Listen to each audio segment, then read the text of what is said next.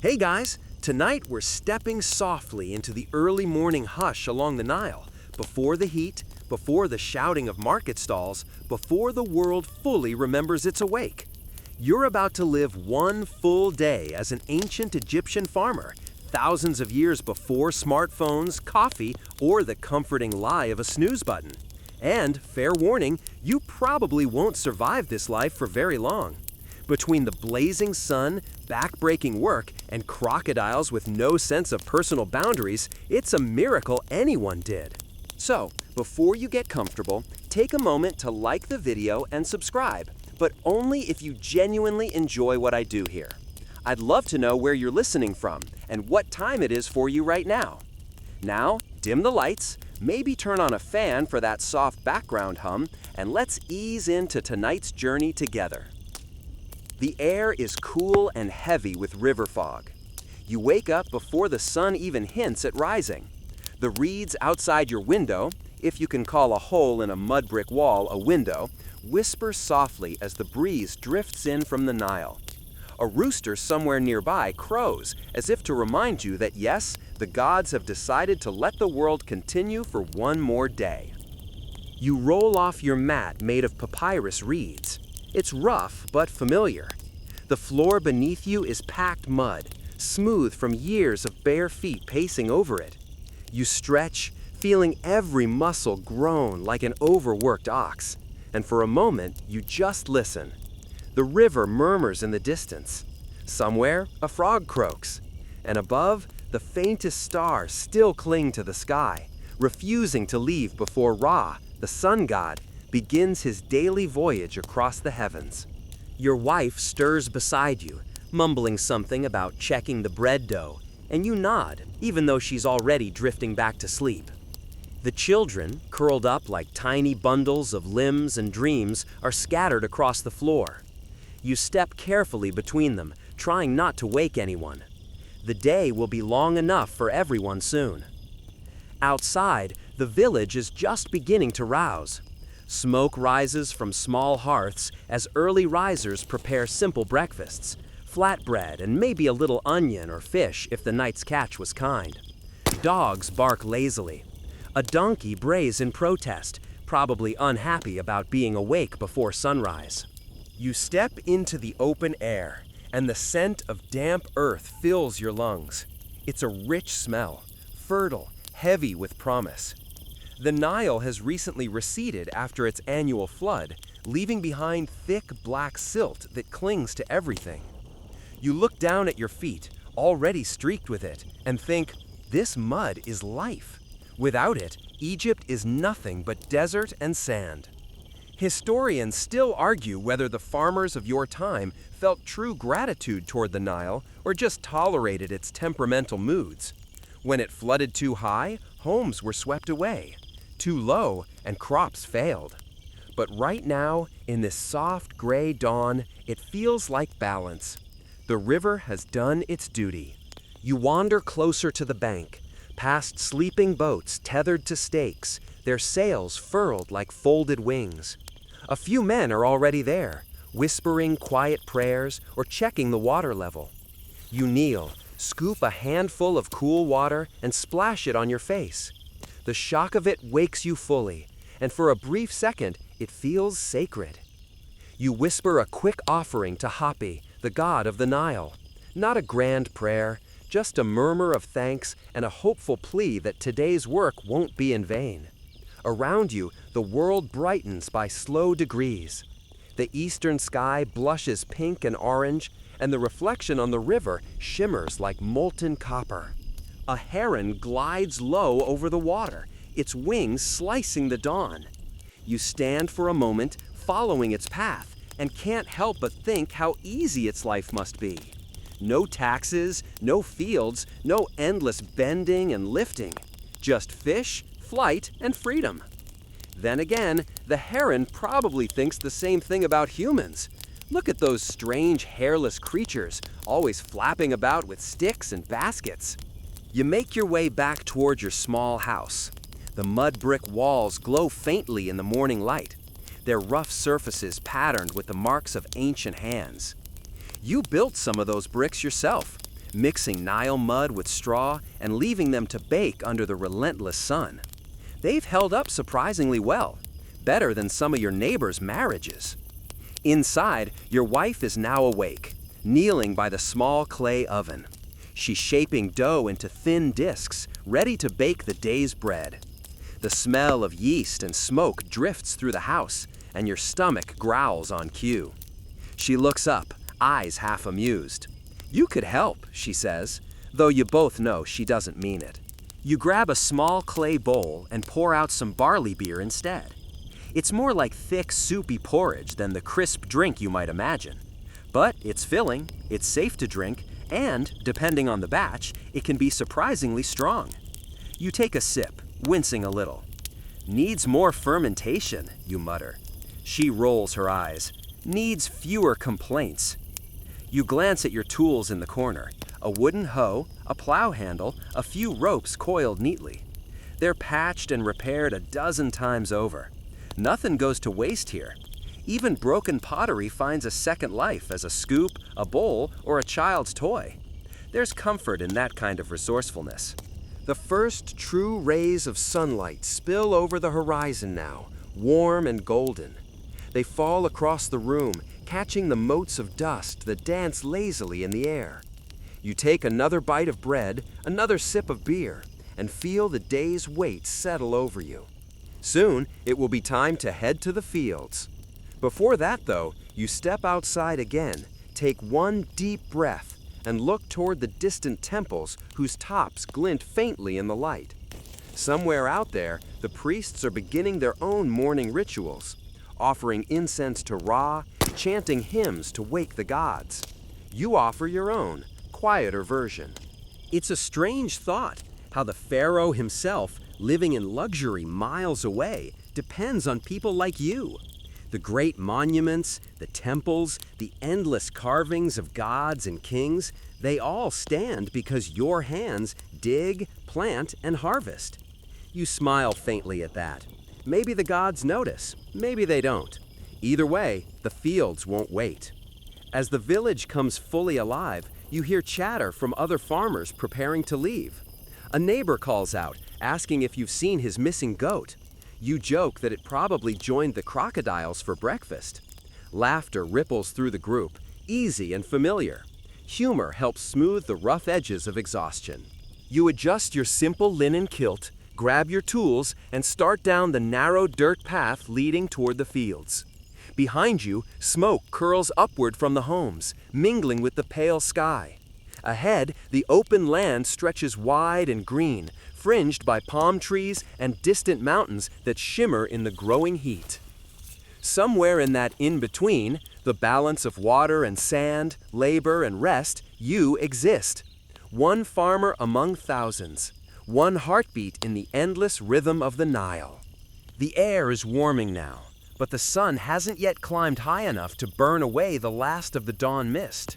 You walk a little farther along the riverbank and stop at your usual spot, a small, flat stone smoothed by years of kneeling there. This is where you begin every morning. You crouch down, let your hands dip again into the cool Nile water, and draw slow circles with your fingers, feeling the silt swirl around them. The river is more than just water. It's the artery of your world, the line between life and the desert. Without it, you and every other farmer in Egypt would simply vanish into dust. You scoop the water and rinse your face once more, blinking against the shock of its chill. Around you, other farmers are doing the same, each murmuring small prayers under their breath. Some offer a handful of barley as a token to Hapi, the god of the floodwaters. Others, less devout, simply splash themselves and get on with it. You whisper your usual short prayer, barely more than a breath. May the waters stay kind and the fields stay full. It's not poetic, but the gods of Egypt are busy. Best to keep things simple. Behind you, a pair of ibis birds stalk the shallow water, their long beaks prodding the mud for breakfast. They move gracefully, like priests in feathered robes. Fitting, since Thoth, the god of wisdom and scribes, is said to have the head of an ibis. Your neighbor once joked that maybe the birds are the real scribes, writing in mud instead of ink. You liked that thought. As you straighten, a faint scent of incense wafts across from the direction of the small shrine near the village edge. It's no grand temple, just a little stone altar with a few carved figures: Hapi, Osiris, and Hathor, the goddess of love and joy. You walk toward it now, feet stirring the dust, carrying a small clay bowl with a lump of frankincense that your wife tucked inside before you left. For good luck, she said, which could mean anything from a good harvest to not being stepped on by your donkey again. You set the incense on the altar, light it from a neighbor's small flame, and watch as the smoke spirals upward, a thin silver thread curling toward the sky. Around you, the faint sounds of life continue: the rustle of date palms, the buzz of early insects, the distant bleat of goats. The smell of incense mixes with the earthy scent of the river, and for a moment, you just breathe. The Egyptians are nothing if not devoted to ritual. Even for farmers like you, whose lives revolve around soil and sweat, every act connects to the divine. When you till the earth, you are helping Osiris renew the cycle of life. When you water your crops, you are imitating the gods who pour out the flood. And when you eat, you are tasting their blessings. It's comforting, really. Everything has meaning. Nothing is wasted. Historians still argue whether people like you truly believed in every god, or simply followed the customs out of habit. Maybe it's both. You've never seen a god with your own eyes, but when the Nile floods right on time, or when your crops grow strong after a night of prayer, it's hard not to feel that something, someone, is listening. You kneel and press your palm against the cool stone of the altar. The carvings are rough, weathered by centuries of sun and sand. Still, the shapes are familiar: a lotus, a falcon, a pair of hands raised in offering. You whisper a quiet thanks for your family, your crops, your little mud house that somehow hasn't melted in the rain yet. Then you blow gently on the incense, sending a puff of fragrant smoke into the air. The smell clings to your hair and clothes. Later, your children will wrinkle their noses and say you smell like the temple again. A few steps away, your friend Mena joins you. He's carrying a bundle of reeds over his shoulder and grinning like someone who just got away with something. "You're up early," you say. He shrugs. "Couldn't sleep. My wife says the gods are angry because I forgot yesterday's prayer." You chuckle. "Maybe they're angry because you snore louder than a hippo." He laughs, claps you on the back, and mutters, "Probably both." You walk together toward the edge of the fields, the path winding through small clusters of palm trees. The sun is higher now, glinting off the water channels that snake between the farms. You pause at one canal to scoop a little water and drink. It tastes of earth and minerals, a little bitter, but it's all you have. Mena leans over the bank, frowning at something in the mud. "Look," he says, "a fish trapped after the flood." You both watch as it wriggles, half buried in the silt, determined to live. You rescue it with a stick and flick it back into deeper water. "You'll thank us later," Mena mutters, "or maybe you'll bite us next season." He's joking, of course, but there's a part of you that still feels a strange respect for even a small fish. Everything along this river has a purpose. Even the insects buzzing around your head play their role in the grand, sticky web of existence. Before heading farther, you kneel once again, this time to draw a quick symbol in the dirt, an ankh, the sign of life. You trace it with your finger, the shape as familiar as your own name. "A small blessing," you murmur, "just in case." Back in the village, more people are awake now. Children chase each other between huts, laughing, while women carry jars balanced gracefully on their heads, heading toward the river for water. The faint sound of a hand drum drifts from one home, someone's wife singing as she grinds grain.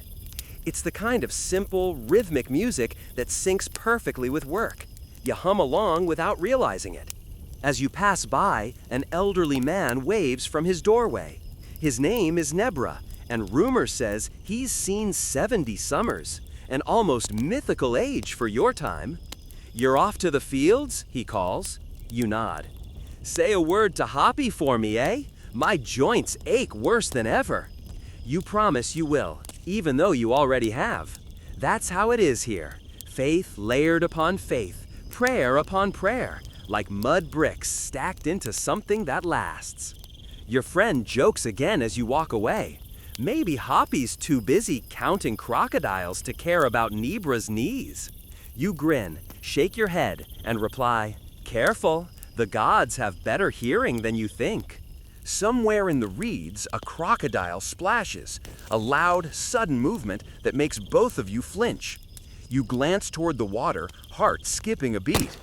The surface ripples for a while, then stills. Mena exhales. Maybe the gods do have good hearing, he mutters. As the laughter fades, you notice a faint shimmer in the distance, sunlight hitting something metallic. The temple far downriver has begun its morning ceremony. You can almost hear the faint chime of sistrums, the priests calling out to awaken the statues of the gods. You imagine them standing in their linen robes, offering fresh bread, beer, and flowers. The same acts you do in miniature here, under open sky. The difference is only scale. You pause for a moment, letting the scene sink in. The world feels vast yet connected, each person, farmer, priest, pharaoh, bound by the same rising sun and the same slow rhythm of the Nile. Finally, you shoulder your tools, ready to begin the real work of the day. But before you leave the riverbank, you take one last look at the water. The surface gleams gold now, alive and restless. You dip your hand again and whisper softly, "Be kind today." The river doesn't answer, of course. It never does. But somehow, you feel it listening anyway. You balance your tools on your shoulder, feeling their familiar weight against your skin, the rough, polished wood worn smooth from years of calloused hands. The handle of your hoe fits perfectly into your grip, like a handshake between generations. Your father used this same one before you, and his father before him. It's a simple thing, carved from acacia wood and lashed together with strips of leather. But to you, it's as important as a priest's scroll or a soldier's spear. You set out down the narrow path that winds through the fields, the sun slowly rising behind you. The sky has shifted from pale gold to a brighter, hotter white, and the first wave of heat rolls in, brushing against your neck like the breath of a sleeping beast. Somewhere nearby, an ox bellows, a deep, patient sound that seems to say, "Another day, another furrow." The first thing you do when you reach the edge of your land is take inventory. Everything you need for the day lies before you. The plow, the hoe, a couple of baskets woven from palm fiber, a curved copper-bladed sickle wrapped in leather, and a pair of oxen who look only mildly interested in the day's plans. You pat one of them on the flank, and it flicks its tail lazily, smacking you in the leg. Yeah, you mutter, we're all tired. Your wife's cousin, Daddy, joins you a few minutes later. He's younger, wiry, and always talks too much in the morning. The scribe came early to the western fields, he says between yawns. Says we'll be measured again soon. You groan. Already? We just finished the last record. Daddy shrugs. Apparently, the granaries are getting full, and they want to make sure none of us are forgetting to share. You both laugh, though it's the weary kind of laughter that hides irritation. The scribes, with their crisp linen and clever hands, seem to think numbers grow as easily as crops. They don't see your blisters, your back, or the way your hands crack open by harvest season. Still, you keep your tone light. Maybe I'll invite the scribe to spend one day out here. He'll start writing with his tears instead of ink. As the first task of the morning, you inspect your tools more closely. The wooden plow, simple, shaped like a wishbone, is ready for another day's fight with the soil. No wheels, no fancy bronze fittings, just raw wood and stubbornness.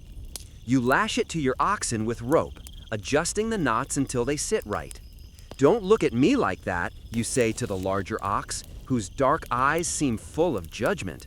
"You're doing most of the work." Historians still argue whether these early plows were efficient or just glorified sticks. But standing here with your feet sinking into black Nile mud, you can confirm they work well enough when you don't have another choice. The soil, rich from the flood, is soft and forgiving. Each stroke cuts clean, turning up dark, moist earth that smells of life and decay all at once. You and Daddy fall into rhythm, he guiding the oxen, you steering the plow. The wooden beam creaks, mud splatters your legs, and flies begin their daily harassment campaign. It's repetitive, yes, but also strangely soothing. The furrows stretch behind you in neat, even lines, like writing on a scroll. Somewhere in that order, there's peace. Between passes, you pause to sharpen your sickle. Its blade, a crescent of copper inlaid with small flints, glints in the sun. You test the edge on a stalk of dry grass, it slices cleanly. Perfect. The design hasn't changed much in centuries, and why would it? A tool perfected by time doesn't need improvement. Ever wonder, Daddy says suddenly, what it'd be like to farm somewhere without floods? You smirk. You mean the desert? He laughs. No, I mean places where you don't have to start over every year. Just one endless field that never dies. You pause to think about that, squinting toward the horizon. Beyond the green line of crops lies nothing but desert and shimmering heat. You've heard stories, caravans crossing endless sands to reach places with strange people and stranger gods. You can't imagine living anywhere without the Nile. The thought feels wrong somehow. If there's no flood, you finally say, then there's no rebirth. No Nile, no Egypt. Daddy nods, as if you've spoken a sacred truth. You wipe your forehead, already slick with sweat. The air shimmers now, thick with humidity, and the cries of birds echo over the river. Somewhere behind you, a woman's voice carries on the wind, calling her children in for breakfast. It's a comforting sound, reminding you that the world, for all its hardships, still hums with life. You move to the next part of your land where the soil is drier. Here you'll sow barley and emmer wheat, two staples that feed nearly every mouth in Egypt. You reach into a basket filled with seeds, small, round, and light as dust, and begin scattering them by hand. The motion is rhythmic, meditative. Step, toss, step, toss. Seeds arc through the air like small brown raindrops. Some land perfectly between the furrows. Others bounce off rocks or vanish into puddles. You shrug. The gods will sort it out. Ancient Egyptians had a saying, "To sow is to pray with your hands." You've always liked that. There's no temple grandeur here, no gold altars, just this quiet act of trust. You throw seed into the earth and hope it listens. Halfway through, Daddy breaks your focus by holding up something strange he's found in the soil. A tiny carved bead, greenish and smooth. "Look at this," he says. You take it, turning it over in your palm. It's shaped like an eye, the eye of Horus, a symbol of protection. Maybe it belonged to someone long ago, dropped during planting or washed up from another village. "Keep it," you tell him. "Couldn't hurt." He grins, tucking it into his belt. "If I start glowing by sunset, you'll know it works." By mid-morning, the fields shimmer with heat. Sweat trickles down your back, and your mouth tastes of dust. You set down the plow and take a break beneath a nearby palm tree, grateful for even a sliver of shade. Daddy joins you, pulling out a small clay flask. The barley beer inside is warm and slightly sour, but it's liquid, and that's what matters. You drink in silence for a while, staring at the neat rows of furrows stretching toward the horizon. Each one feels like a promise to your family, your gods, your future self. You've spent your life learning the rhythms of this land, when to plant, when to water, when to harvest. It's not glamorous, but it's steady, reliable. A few dragonflies flit above the canal, their wings catching the light. You watch one hover for a moment, perfectly still, then dart away. Life here is simple but precise. Every creature, every motion has its season. When the break ends, you stand, stretch your aching back, and grab your hoe again. The sun is higher now, less forgiving, but there's still work to do. You return to the furrows, pressing your bare feet into the damp soil. It squishes between your toes, cool and grounding. Despite the labor, you find a strange comfort in the repetition. Historians still argue whether the average Egyptian farmer truly understood how vital their work was to the empire's survival. You don't think about that much. You just know that without your hands, there'd be no bread for the priests, no beer for the workers, no offerings for the gods. And maybe, just maybe, that's enough immortality for one lifetime. You pause for a moment, glance up at the sky, and smile faintly. Somewhere far above, Ra sails his golden bark across the heavens. Somewhere far below, the Nile carries your reflection like a mirror of light. And in between, you, plowing, planting, living. The sun is still climbing, and already the day hums with noise. The rustle of palm leaves, the creak of leather harnesses, the low murmur of men greeting each other as they make their way toward the fields.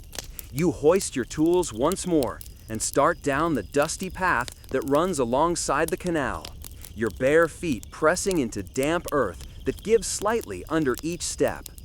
The morning haze has lifted, revealing the true expanse of your world. Green fields glinting in the light, narrow waterways snaking between them, and, beyond it all, the endless beige of the desert. It's always struck you how abruptly Egypt ends, the lush, breathing world of the Nile stopping like a line drawn by the gods themselves.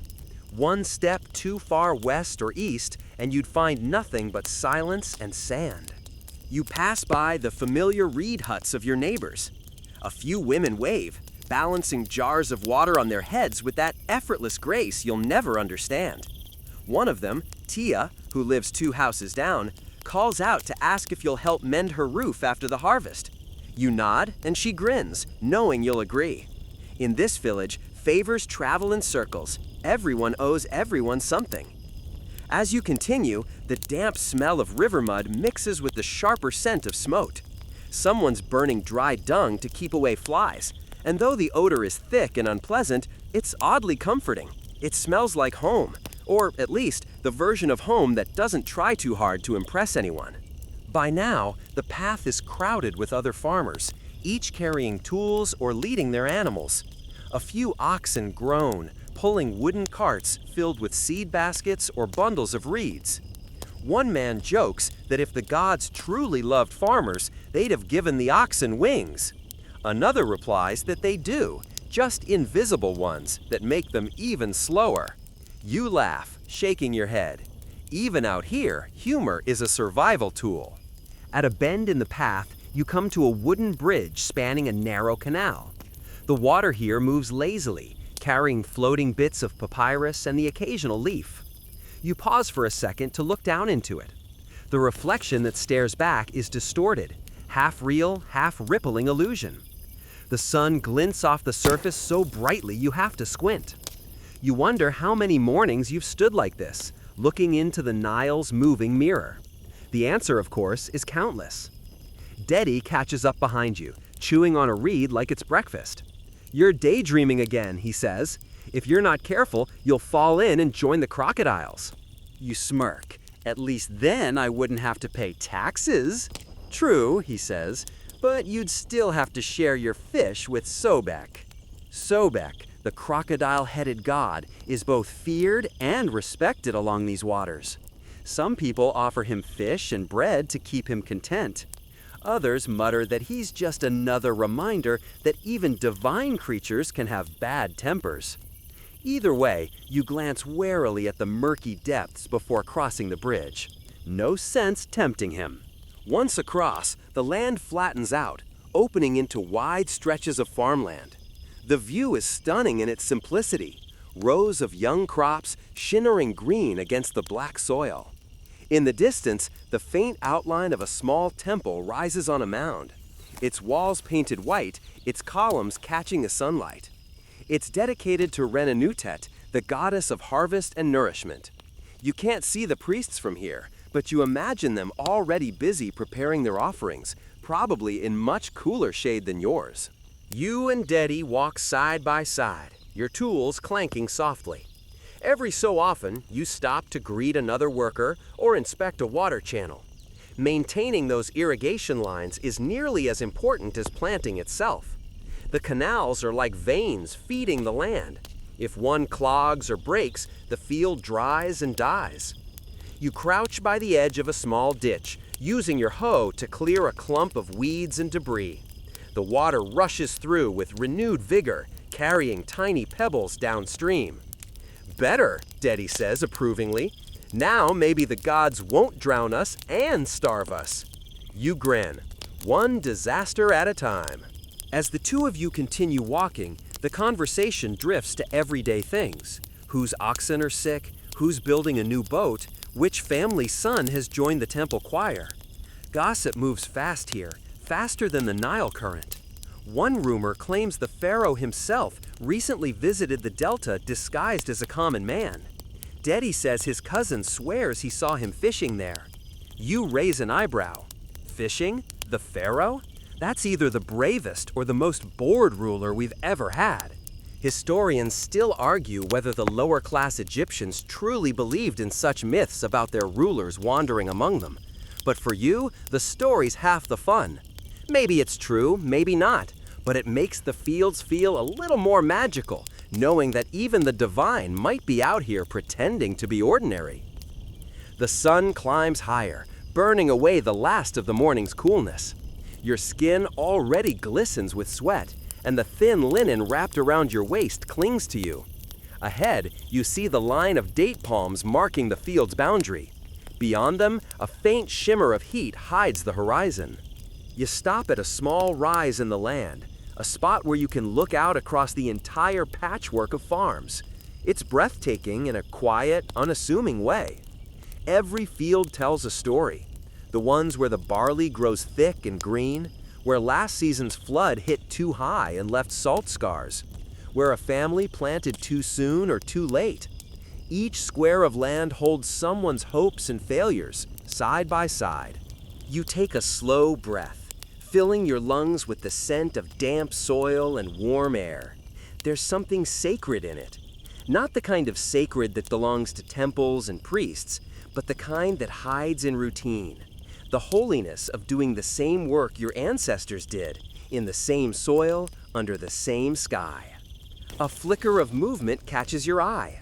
A small lizard darting across a rock, vanishing into a crack. You smile faintly. The world teems with life, most of it too small to notice unless you're still enough to see. As you start walking again, Dedi points toward the far canal. See that, he says? The water's low there. Might need to open the shaduf. Ah yes, the shaduf. It's one of those ingenious tools that makes you wonder who first thought of it. A long wooden pole balanced on a pivot with a bucket on one end and a counterweight on the other. You've used it so many times you could do it in your sleep. You both head toward it, the mud soft beneath your feet. You grasp the handle and pull down, lowering the bucket into the canal until it fills. The counterweight, a heavy lump of clay and stones, helps you lift it easily, tipping the water into the higher ditch that feeds your crops. You repeat the motion again and again, finding a rhythm in it. The sound of splashing water and creaking wood becomes almost musical. Dedi hums a little tune as you work, something his mother used to sing. The melody floats across the fields, light and wistful. You join in softly, your voice blending with his. It's not perfect harmony, but it fits the day. After a while, you pause to rest. The sun is directly overhead now, casting short, sharp shadows. You wipe your face with your arm and take a long drink from your water jar. The liquid is warm, but it soothes your throat all the same. You glance back down the path you came from, the bridge, the distant huts, the faint shimmer of the Nile beyond. It feels far away now, like another world. the laughter, the morning incense, the sleepy calm of dawn, they've all faded into memory, replaced by the steady hum of work and heat. Somewhere, a hawk circles high above the fields, its shadow gliding over the crops. You watch it for a moment, then return to your task. The day stretches ahead, long and bright, and you know the rhythm of it by heart. Work, rest, sweat, repeat. For all its simplicity, there's something strangely beautiful in that predictability. You may not have riches or temples or scrolls of wisdom, but you have this, the endless cycle of river and field, of walking and returning, of sowing and harvesting. It's not a bad way to exist. And so you keep walking, the tools heavy in your hand, the earth soft beneath your feet, and the promise of the Nile just ahead. By midday, the sun stands high and merciless, gleaming like a disk of molten copper in the sky. The air wavers in shimmering waves over the flatlands, and everything, your skin, your clothes, even the tools in your hand, feels scorched. The fields hum quietly under this weight of heat. Somewhere nearby, an ibis calls, its cry long and plaintive, before the silence swallows it again. You set your hoe down and stretch your back, feeling the pull of tired muscles. Deddy, who's been working beside you, wipes his brow and mutters, "If raw shines any brighter, we'll all turn into baked bricks before harvest." His voice is half amusement, half exhaustion. You chuckle dryly. The farmers of Egypt have always had a complicated relationship with the sun god, both worshipped and cursed in the same breath. The others in the field are pausing too now, shading their eyes with rough, calloused hands. A few men step into the narrow strips of shade cast by palm trees along the water's edge. The oxen, too, are led to rest, their broad sides heaving with each slow breath. It's the sacred pause of midday, when work halts and the world, for a brief moment, seems to hold its breath. You walk toward the canal, where the water glints bright and inviting. Kneeling, you splash a handful onto your face and neck, sighing as the coolness spreads across your skin. The river carries a faint scent of life, mud, fish, and faraway marshes. You cup some water into your hands and take a cautious sip, letting it roll down your dry throat. It tastes faintly of silt, but you've grown used to that since childhood. Deddy joins you, squatting by the edge, his reflection trembling in the ripples. "You ever think," he says quietly, "what it would be like to see where this water ends?" You glance up, following the canal's flow toward the distant horizon. "The sea?" you ask. He nods. "They say it stretches forever. No banks, no reeds, no crocodiles, just water and wind." You smile faintly. "Sounds like the gods' business, not ours." He laughs softly, tossing a pebble into the water. "Maybe so. Still, I think about it sometimes, about going beyond all this." He gestures vaguely toward the fields, the huts, the small temple dome visible in the haze. "Not forever, just once." You know what he means, though you've never said it aloud. Life here follows such a narrow rhythm, birth, work, death, that it's easy to wonder if there's more beyond the bend of the river. But these thoughts are dangerous, indulgent even. Better to keep them like hidden seeds, buried but alive. Nearby, an older farmer calls out, "It's time for the midday meal." You and Deddy rise and make your way to the shaded cluster of acacia trees where the others are already gathering. A few women from the village have brought food wrapped in woven baskets, flat barley bread, onions, figs, and a small jar of sour beer. You sit cross-legged on the ground, the dust warm beneath you. Someone passes you a piece of bread, and you tear it in half, scooping up a bit of mashed lentils. The taste is earthy, simple, and strangely satisfying. Around you, quiet chatter rises, the kind of talk that drifts lazily between laughter and complaint. "Did you hear?" one man says. "The scribe from the estate came again this morning, said the harvest tax might go up this year." A collective groan ripples through the group. Someone mutters, "They always say that. Maybe if we give them half our barley now, they'll forget about the rest." Another shakes his head. They never forget. The scribes have memories sharper than knives. You stay silent, chewing thoughtfully. Taxes are as much a part of life as the flood or the heat. You've seen the scribes with their reed pens and smooth palettes, their white kilts unstained by labor. They arrive with their scrolls, count every sheaf, mark every name. You respect their learning, but also, perhaps, envy them a little. After the meal, conversation turns lighter. Someone tells a story about a crocodile that swallowed a gold ring, only for it to reappear months later in another village's net. The others laugh and argue about whether it's true. You lean back against the tree trunk, half listening, half drifting into the lull of post-meal drowsiness. The shade is cool, and the cicadas hum softly in the grass. You close your eyes for a moment, hearing the gentle slap of water against the canal banks and the distant, rhythmic creak of a shadoof still at work somewhere. Sleep comes easily here, in snatches, a farmer's nap between the labor of the sun. For a few minutes, you drift. You dream of the Nile, vast and endless, its waters stretching out like a silver thread that ties all of Egypt together. You see boats gliding across its surface, laden with grain, bound for cities you've never seen. Memphis, Thebes, faraway places of stone and light. When you wake, the sun has shifted westward. The world glows in a softer, warmer light. The worst heat has passed. You rub your eyes, stretch, and rise to your feet again. The afternoon work begins, slower, quieter. You move from row to row, tending to the barley. The stalks rustle gently in the wind, their green tips catching the sunlight. You can tell already it will be a good crop this year. The Nile's flood was kind, not too high, not too low. As you work, you spot a group of children running along the canal bank, their laughter echoing over the fields. They carry small nets and jars, catching fish or frogs perhaps. For a moment, you envy their lightness, their unbroken joy. Then, as always, the rhythm of labor draws you back. The hours pass slowly, marked by the shifting of shadows and the quiet murmurs of men and beasts. The fields take on a golden hue as the light deepens. You pause occasionally to wipe sweat from your brow or to stretch your back, feeling the ache in your muscles like an old companion.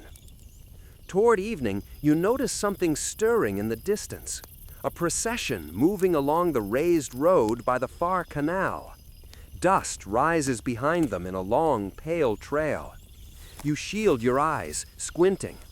It's a small group of men carrying something on poles, a shrine or offering chest, perhaps, and behind them a few priests in white linen. Deddy notices it too. "Looks like a festival procession," he says. You nod. The sight fills you with quiet curiosity. Even here, far from the grand temples, the gods still make their presence known in small, moving ceremonies. Perhaps they're bringing offerings to Renenutet, asking her blessing for the growing season. As the group draws nearer, the faint sound of sistrums and drums reaches you. It's a slow, rhythmic beat, like the heartbeat of the land itself. The farmers pause their work, some bowing their heads, others simply watching. When the priests pass by, one of them raises a hand in blessing, and you instinctively touch your forehead in respect. The moment lingers, soft, sacred, fleeting. Then the procession continues on, fading into the light. You turn back to your work, feeling strangely calmed. Maybe it's the music still echoing faintly in your mind. Or maybe it's something simpler, the sense that the gods, for all their distance, still walk the same earth you do. The sun dips lower, brushing the tops of the palm trees with amber light. The air cools, and the wind picks up, carrying the smell of river water and fresh earth. You straighten, stretch once more, and glance toward the west. Soon it will be time to head home. Deddy catches your eye and gestures toward the canal. "Come on, One last bucket before we call it a day." You nod, smiling. The two of you return to the shadoof, pulling up water one final time, letting it splash into the ditches. The sound is soft and rhythmic, like a heartbeat slowing down after a long day's exertion. When the bucket settles empty, you both stand there for a moment, breathing in the evening air. The horizon burns orange and pink, the kind of beauty that needs no witness, yet feels made for one. You gather your tools and start the long walk back along the canal. The birds return to their nests, their calls echoing in the fading light.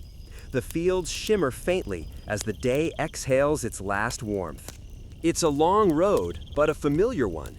Each footprint along the path feels like a story already told.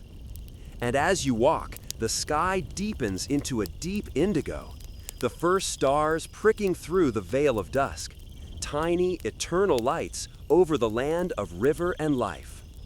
Tomorrow will come, just as this one has.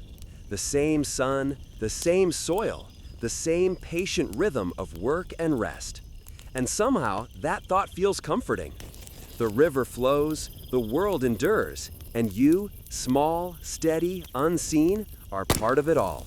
By the time the sun has passed its fiercest hour and begun its slow descent, the air softens a little, and a faint breeze stirs from the river. You can finally breathe without feeling like your lungs are being roasted from the inside. The fields seem to sigh in relief along with you. Oxen low quietly, men straighten their backs, and the hum of cicadas grows louder, like 1,000 tiny rattles marking the shift from labor to pause. You and Deddy make your way toward a stand of sycamores near the canal, where the rest of the field hands are already gathering. The shade there feels like a small miracle, a patch of cool mercy in a day made of sun and dust. You drop your tools, brush the dirt from your hands, and lower yourself onto the ground. The soil is dry, but not harsh. It crumbles softly beneath your fingers. One of the women from the nearby compound, a cheerful figure named Nephril, arrives with a large woven basket balanced on her hip. "If you've earned your bread," she calls out, "come prove it." Her tone is teasing, and the tired laughter that follows is genuine. Inside the basket are flat loaves of barley bread, a few onions, salted fish, and a clay jar of thick, cloudy beer. The smell of bread, warm, earthy, and slightly sour, fills the air. You take your portion and tear off a piece, using it to scoop up a bite of mashed beans. The beer, despite being tepid, goes down like a blessing, slightly bitter, slightly sweet, and far more satisfying than water ever is after work. Deddy plops down beside you, already chewing noisily. "Ah, this," he says, waving a piece of bread dramatically, "is why the gods invented fields, to give us a reason to eat after." You grin. "I think they invented beer for the same reason." Someone nearby adds, "and wives to make sure we don't drink it all." That earns a round of knowing chuckles.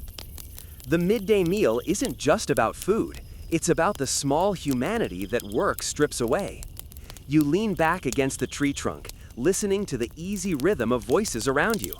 There's always gossip, of course. One man mentions that a merchant in the nearby village was caught trying to short the temple on grain weights. "They say he had stones hidden in his sacks," he whispers conspiratorially. "The priests sent him off to donate his services cleaning the temple latrines." "Poetic justice," Deddy mutters with a grin. You laugh softly, shaking your head. But beneath the jokes and chatter, there's something grounding in the way everyone gathers like this. The same faces, the same small stories every day. It's a reminder that even though the Pharaoh's name changes and the Nile's flood rises and falls, life here in the fields remains constant. A few children arrive, bringing water in clay jugs. One of them, a girl with tangled curls and bare feet, hands you a jug and stares at you solemnly. "Mama says you work slower than a turtle," she declares. You blink in mock offense. "A turtle? Tell your mama turtles are wise creatures. They just know how to pace themselves." She squints at you, unsure if she believes it. Still slow, she says, before scampering off to giggles. You take a sip of water, smiling. The humor of the moment lingers, soft as the dappled light under the trees. After a while, conversation turns to more serious things. A man named Pacome, whose face always looks carved from sun-baked clay, begins talking about the flood. It came late this year, he says, frowning. Some say the gods are restless. Or maybe, Dedi replies, the gods just overslept. Even Ra must take a nap now and then. The group laughs, but Pacome isn't entirely joking. Historians still argue, you remark idly, whether the Nile's floods were truly divine or just, well, nature being itself. The others look at you blankly for a second. Then Dedi gives a slow nod. You've been listening to that old temple teacher again, he teases. You shrug. Maybe, but think about it. Every year, the river rises, feeds us, then retreats. It's like it breathes, like the world itself has lungs. Pacome considers this, chewing slowly. If that's true, he says, let's hope the world never forgets to breathe. The laughter fades into thoughtful quiet. The sun glints between the branches, golden and drowsy. The air smells faintly of dust, bread, and the river. After eating, you lie back on your reed mat and stare up through the canopy. The light flickers across your eyelids in warm patches. You can hear the distant splash of someone bathing in the canal, the rhythmic creak of a wooden shadoof still in motion somewhere downstream. Everything around you hums with lazy life. You close your eyes, and for a moment, your mind drifts. You think of your small house, a few mud brick walls, a thatched roof, your wife grinding grain in the courtyard. You think of your children chasing each other between clay pots, their laughter floating like bird calls in the warm air. There's comfort in knowing that while you work, they carry on the rhythm of home. When you open your eyes again, Nefru and another woman are singing softly as they pack up the baskets. It's a work song, simple, repetitive, hypnotic. The words are old, older than memory. The Nile flows, the barley grows, the heart knows what the river knows. It's not particularly poetic, but it's deeply Egyptian in its way, plain and full of quiet wisdom, the kind of thing that stays with you long after the sound fades. Someone starts tapping rhythmically on an upturned pot, and soon a few voices join in, humming.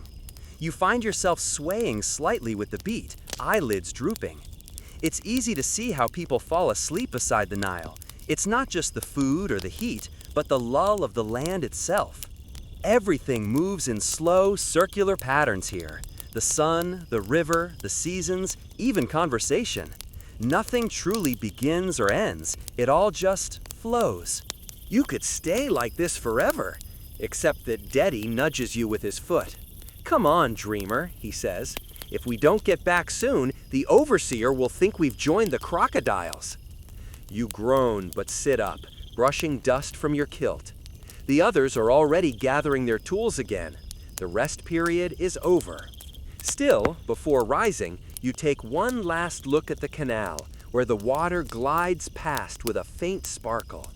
In the distance, a heron lifts off gracefully, wings slicing through the humid air. You watch it soar upward, disappearing toward the sun. For a brief, irrational moment, you wish you could follow. But then you stand, heft your hoe, and start back toward the field. The dream fades with every step, replaced by the steady rhythm of work. As you walk, you notice the silt between your toes, cool and smooth like powdered stone. The ground smells faintly metallic, a scent only those who live close to the river ever recognize. The Nile's gift, they call it. Without it, none of this would exist. Not your barley, not your beer, not your breath. The others are already at work again, bent low among the green rows. The afternoon light makes the stalks glow like bronze. You take your place beside Dedi, drive your hoe into the earth, and feel the familiar resistance give way. The sound of metal scraping soil blends with the low murmur of voices, the sigh of wind, and the ever-present distant call of water birds. It's work that demands little thought, but all your patience. Sometimes you find comfort in that, a kind of meditative calm that comes from repetition. Each motion connects you to countless generations before you, men and women whose names are long lost, but whose hands moved exactly as yours do now. Historians still argue whether Egyptian farmers truly saw themselves as part of eternity, or if they were simply too busy surviving to think about it. But as you bend to the soil and feel its pulse beneath your palms, you suspect the truth lies somewhere in between. By the time the shadows begin to stretch long across the fields, your back aches pleasantly, your arms heavy but sure. The sun has mellowed to a golden orb hovering over the palms. The day's heat is ebbing, giving way to the promise of evening cool. Daddy wipes his brow and sighs. "Beer tonight?" he asks, grinning. You nod, if the jar's still half full. "Then hurry up," he says, "before the gods drink it first." You laugh, shaking your head as you drive your hoe into the earth one last time. The sound it makes, solid, satisfying, marks the end of another long, sun-baked stretch of labor. Soon, the call will come to lay down tools, to head home, to rinse off the day in the forgiving water of the Nile. But for now, there's one last moment of stillness under the broad sycamore tree, a soft reminder that even in a land of toil, rest and laughter bloom like wildflowers after the flood. And as you watch the ripples glide along the canal's surface, reflecting the burnished gold of the fading sun, you realize something quietly profound. This isn't just survival, it's belonging. The land, the river, the sweat, the bread, they all fold together into something whole, something timeless. By the time the shadows grow long and the light begins to turn soft and honey-colored, you know the day's labor is coming to a close. The air has lost its edge, the sun's burn replaced by something gentle and forgiving. The shouts of other workers drift across the fields, short calls, laughter, the scrape of tools being gathered. Even the oxen seem to move slower, relieved that the plowing is nearly done. You hoist your hoe onto your shoulder and take one last look at the field. The neat furrows catch the light, each line filled with tiny promise. The scent of wet earth clings to your skin, mixed with the faint tang of sweat and barley dust. It's the smell of effort, unremarkable but deeply honest. You and Daddy nod to each other silently. No words are needed. The work speaks for itself. As you walk home, the path follows the curve of the canal. The water mirrors the fading sky, ripples tinted with pink and bronze.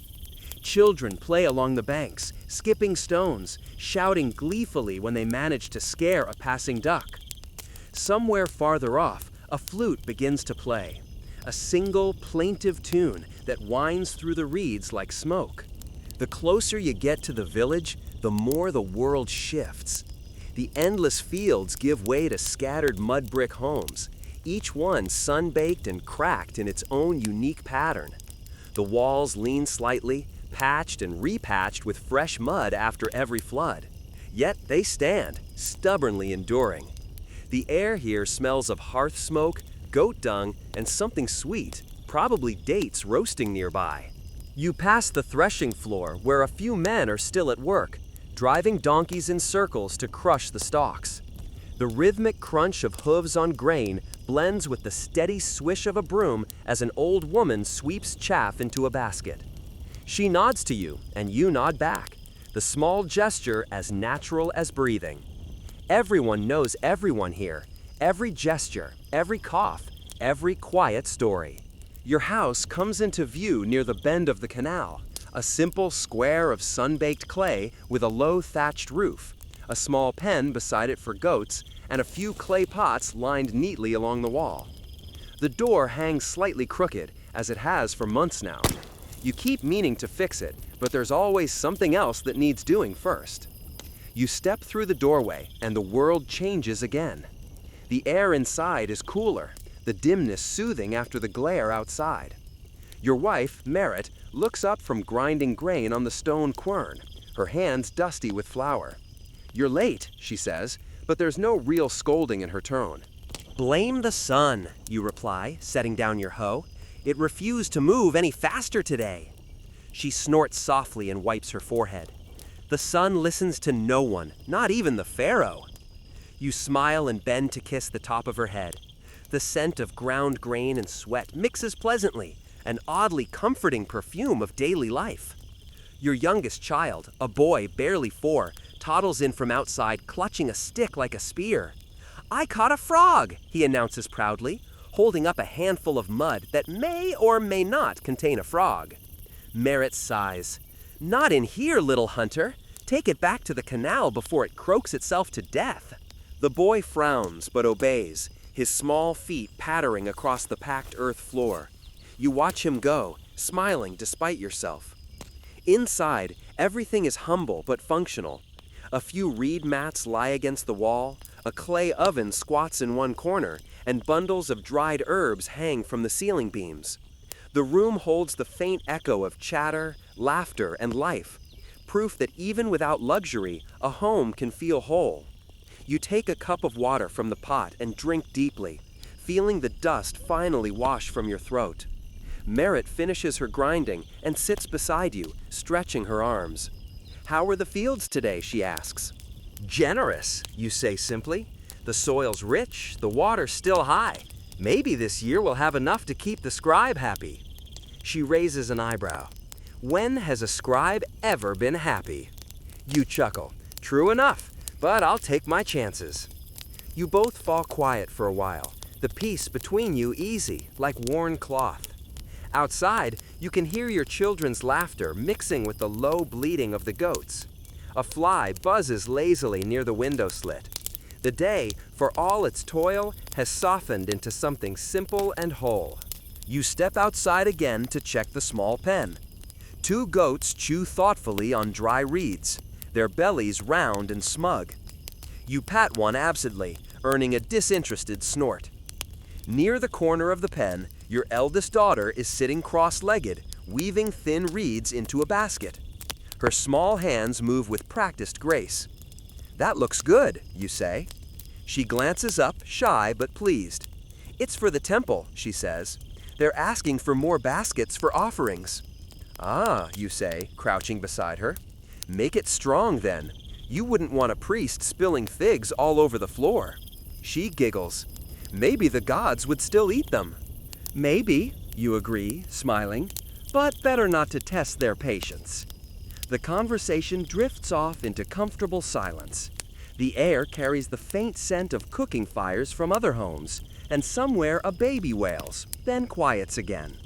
Life in the village is a collection of these sounds, ordinary, repetitive, reassuring. As dusk begins to settle, you gather a few dried reeds and feed them into the small hearth inside. Merritt sets a clay pot of lentils on top, stirring slowly. The children trickle in one by one, drawn by the smell of cooking. The room fills with the soft murmur of voices, the crackle of the fire, the quiet rhythm of spoons against clay. Over dinner, the talk meanders, from small field mishaps to who borrowed whose pot and never returned it. Someone mentions that a crocodile was spotted near the lower canal. "Big as a boat," they said, you tell the children dramatically, and they gasp with delight. Merritt gives you a look that says she knows you're exaggerating, but she lets it pass. The meal is plain. Lentils, bread, a bit of dried fish, but eaten together, it feels like a feast. Between bites, you share small jokes, the kind that mean nothing outside this house, but everything within it. When the food is gone and the pot scraped clean, you sit outside again for a while. The sky has turned a deep violet, and the first stars appear above the palm tops. A faint breeze stirs the air, carrying the scent of water and night blossoms. You lean against the wall, tired but content. Merritt sits beside you, her head resting lightly on your shoulder. The children chase fireflies, their laughter floating out into the dusk. Historians still argue whether families like yours were truly content, or simply too bound by necessity to imagine otherwise. But sitting here, you can't help thinking that contentment isn't always about freedom or wealth. Sometimes it's just the quiet after a day's honest work, the warmth of your children nearby, the knowledge that for tonight at least, everyone is safe. The goats settle down in their pen, their shadows merging into the dark. A neighbor passes by and calls a soft greeting, then disappears into the night. The sound of crickets rises, steady and hypnotic. You stretch your legs and let your mind wander. The stars overhead are bright and countless, just as they must have been for the first farmers centuries ago. The same constellations, the bull, the scorpion, the river, watch over the same small lives, unchanged and eternal. You smile faintly, thinking of tomorrow. More work, more sweat, more of the same. Yet in the sameness, there's a rhythm that feels right. When you finally stand to go inside, you pause for a last look at the sky. The Milky Way glimmers faintly, a river of light mirroring the Nile below. Somewhere, a temple gong sounds faintly in the distance, marking the hour. Then you whisper a simple prayer. Not for riches, not even for rest, but for the flood to come again, gentle and kind. Then you step back into your home, where your family waits, and the last glow of the fire flickers against the walls, warm as the heartbeat of the world itself. The first sounds you hear in the cool morning darkness aren't birds or roosters this time. It's the faint grind of stone on stone. The rhythmic scrape filters into your half-sleep, a familiar sound that's both comforting and relentless. You blink awake, the faintest hint of dawn sneaking through the window slit. The smell of ground grain drifts through the air, earthy, warm, and faintly sweet. Merritt is already at the quernstone, kneeling on a woven mat. Her back moves in steady rhythm as she pushes the upper stone forward and back, turning yesterday's harvest into today's bread. The motion is ancient, almost ritualistic.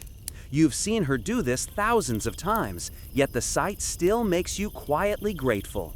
"Sleep well?" she asks without looking up. "Well enough," you reply, stretching your arms. "You were grinding in my dreams too." She laughs softly. "Then your dreams must have been productive." You sit up, rubbing your eyes. Outside, the horizon glows faint pink, and you can hear the bleating of the goats as the children begin to stir. The smell of wood smoke seeps through the doorway as your eldest feeds twigs into the small oven. The hum of daily life begins again, predictable, cyclical, grounding. You rise and step outside to wash. The water in the clay pot feels shockingly cold on your face. You splash it over your arms and chest too, shivering in the chill, but waking up fully. The eastern sky brightens by the heartbeat, turning from pale rose to fiery gold. You breathe in deep, the smell of wet soil and smoke and morning air filling your lungs. When you return inside, Merritt is portioning out the flour. She sprinkles it with water and salt, kneading it expertly until it forms a soft dough. Beside her, your daughter shapes small rounds with practiced fingers, occasionally licking stray flour from her lips. "I'll take a few loaves to bake later at the communal oven," Merritt says, glancing at you. "But these small ones are for breakfast. You'll need them." "I always do," you reply, sitting beside her. "The fields don't feed themselves." She smirks. "Maybe if you pray harder, they will." You grin and steal a small pinch of dough, earning a playful glare. While she works, you repair one of the fishing nets. The fine threads have torn in several places, likely from the last time your son decided he could help. You weave the cords together again, patient and careful, humming quietly as you do. The act feels almost meditative. Simple tasks done in quiet companionship, the heartbeat of domestic life. Outside, your mother calls to the goats. Her voice is rough with age but steady, and the animals obey, ambling toward her as she scatters fodder. She's been part of this routine her whole life, rising, tending, feeding, scolding. You sometimes wonder if she could stop even if she wanted to. Merritt finishes shaping the loaves and sets them near the fire. The smell of baking bread soon fills the room, making your stomach grumble. It's one of those scents that feels older than time itself, comfort baked into existence. As you eat, the children chatter endlessly, mostly about nonsense. Your youngest insists he saw a god's face reflected in the canal water. Your daughter insists it was just a frog. Merritt sighs. "Let's hope the gods have thicker skin than frogs," she mutters, but she's smiling all the same. You take a bite of warm bread, its crust crisp and its center soft. It tastes faintly smoky from the oven, and you chew slowly, savoring every mouthful. Simple food, but it feels divine after yesterday's work. After breakfast, there's no rushing to the fields. Today is for other work: repairs, cleaning, trading. You help patch a section of the roof, stuffing new reeds between the cracked thatch, while Merritt inspects the storage jars for cracks. A few are beginning to crumble, so you'll need to barter for replacements soon. The village itself is alive with this same domestic energy. Women grinding, children fetching water, old men patching baskets, and the ever-present hum of talk. Life here is an orchestra of ordinary sounds. As the sun climbs higher, you carry a repaired fishing net toward the riverbank. Merritt walks with you, balancing a basket of dried fish on her hip. She plans to trade them for salt and oil at the small market near the temple. The walk is short, but it's a small pleasure to share it together.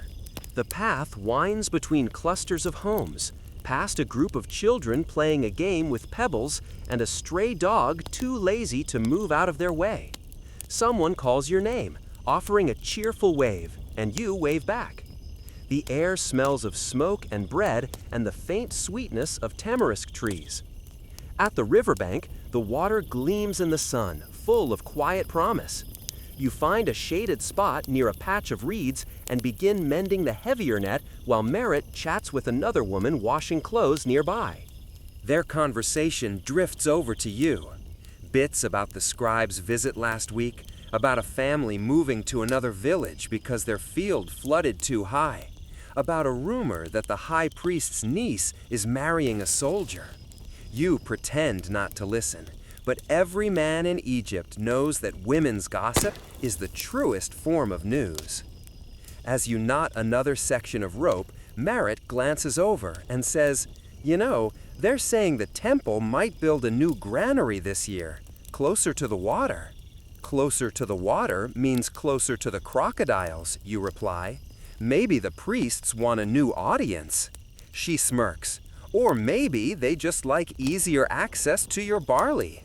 "Historians still argue," you say dryly, "whether priests cared more about the gods or the taxes."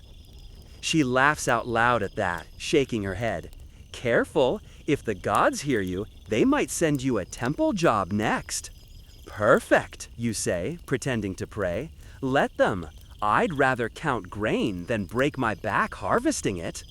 You both laugh quietly, the kind of laughter that feels safe between two people who understand the same world.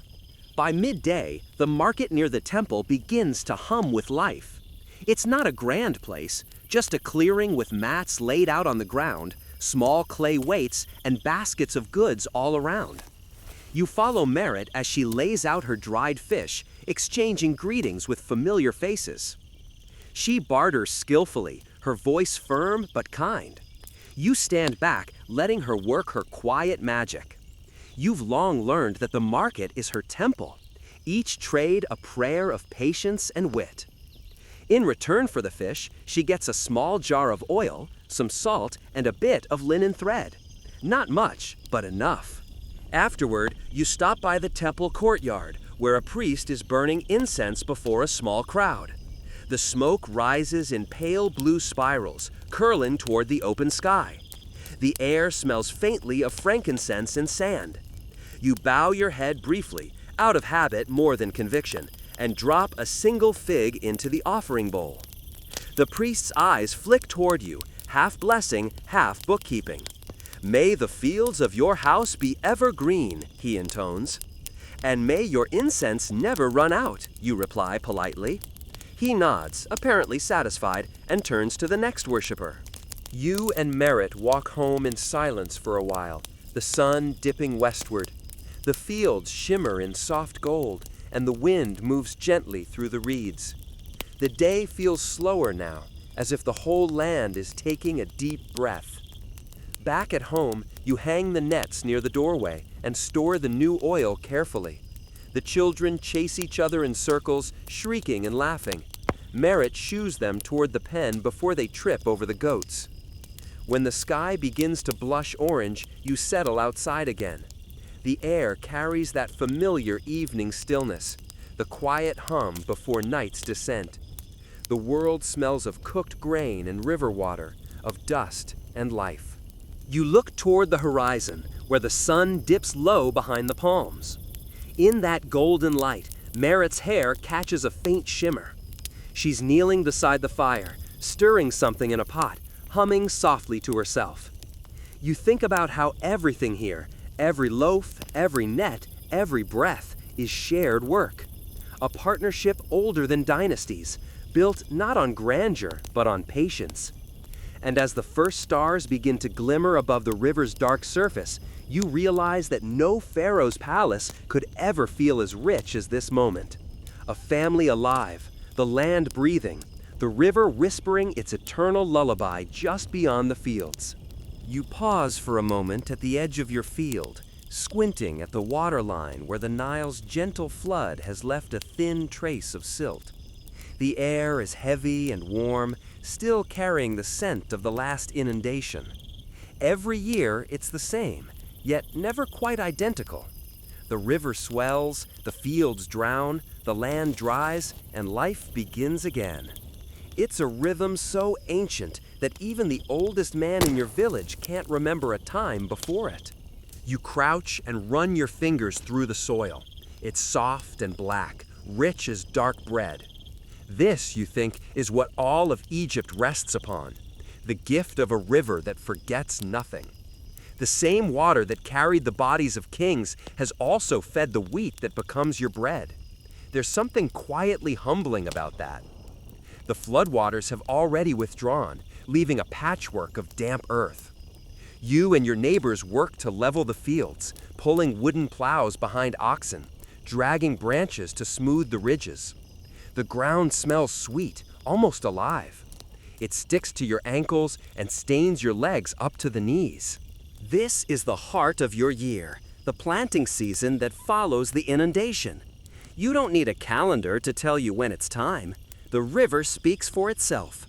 When its waters fall low enough to expose the first lines of land, the people return to the fields like birds after rain. You pause to stretch, the morning sun already bright against your face. Across the floodplain, you can hear laughter and shouting. Someone's team of oxen has gone the wrong way again. There's always one poor soul trying to convince a stubborn beast that farming is a noble profession. You grin. It's a losing argument every time. The rhythm of the seasons governs everything here. There's Akhet, the flooding, Peret, the growing, and Shemu, the harvest. 3 seasons, endless repetition. Yet within that cycle lies your entire world.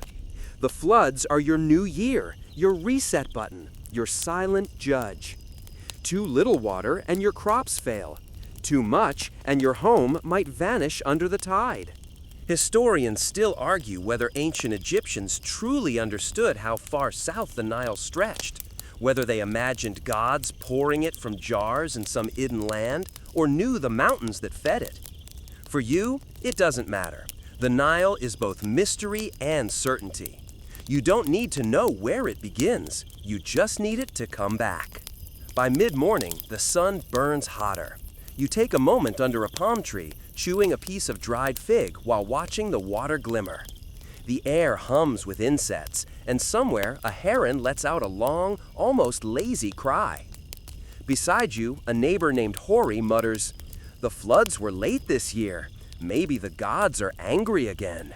"They're always angry about something," you say with a shrug. "At least they're predictable about it." He chuckles. You sound like my wife. Then she's probably right too.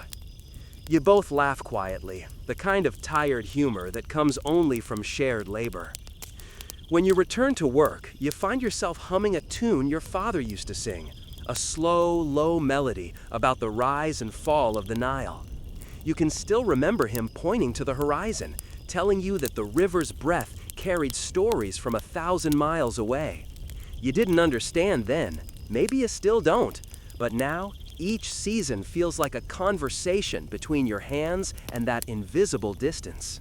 In the distance, you see smoke rising from another part of the village. Someone is burning dried papyrus stalks to make ash for cleaning cloth. The faint scent drifts through the air, mingling with the smell of mud and water. Even the smallest chores seem woven into this rhythm. Burning, cleaning, planting, harvesting, nothing stands apart. As you work, you think of the strange balance your life depends on. The river floods, but too much can drown. The sun warms, but too much can scorch. Every blessing here carries a warning tucked inside it, like a snake under a rock. Still, you wouldn't trade it. To farm in Egypt is to live in harmony with forces far older than yourself. When the afternoon heat peaks, you retreat to the edge of a canal, dipping your feet into the cool water. You scoop up a handful and pour it over your head. Relief spreads instantly, trickling down your neck. The sun flashes on the rippling surface, and for a moment you think you see the faint outline of something, perhaps a crocodile sliding silently through the reeds. You squint, but it's gone. Maybe Sobek's checking his fields, you mutter, making sure we're keeping up. The idea isn't absurd. Everyone here believes the gods walk among them. Some as falcons, some as crocodiles, some as the river itself. And why not? When the land itself can vanish and return within weeks, you learn to respect the strange. You lie back in the grass, looking at the wide blue sky. The world feels slow, ancient, and immense. You can almost hear time itself breathing through the reeds. Later that evening, the village gathers near the canal for a small offering. A priest from the nearby temple wades knee-deep into the water, holding a small clay bowl filled with bread and beer. He chants quietly, asking Hapi, the god of the Nile, to bless the next flood. The words roll gently over the water, carried away by the current. You stand a few steps back, watching the light from the torches shimmer on the surface. Merit stands beside you, her hand brushing against yours. The children are quiet, their faces glowing in the firelight.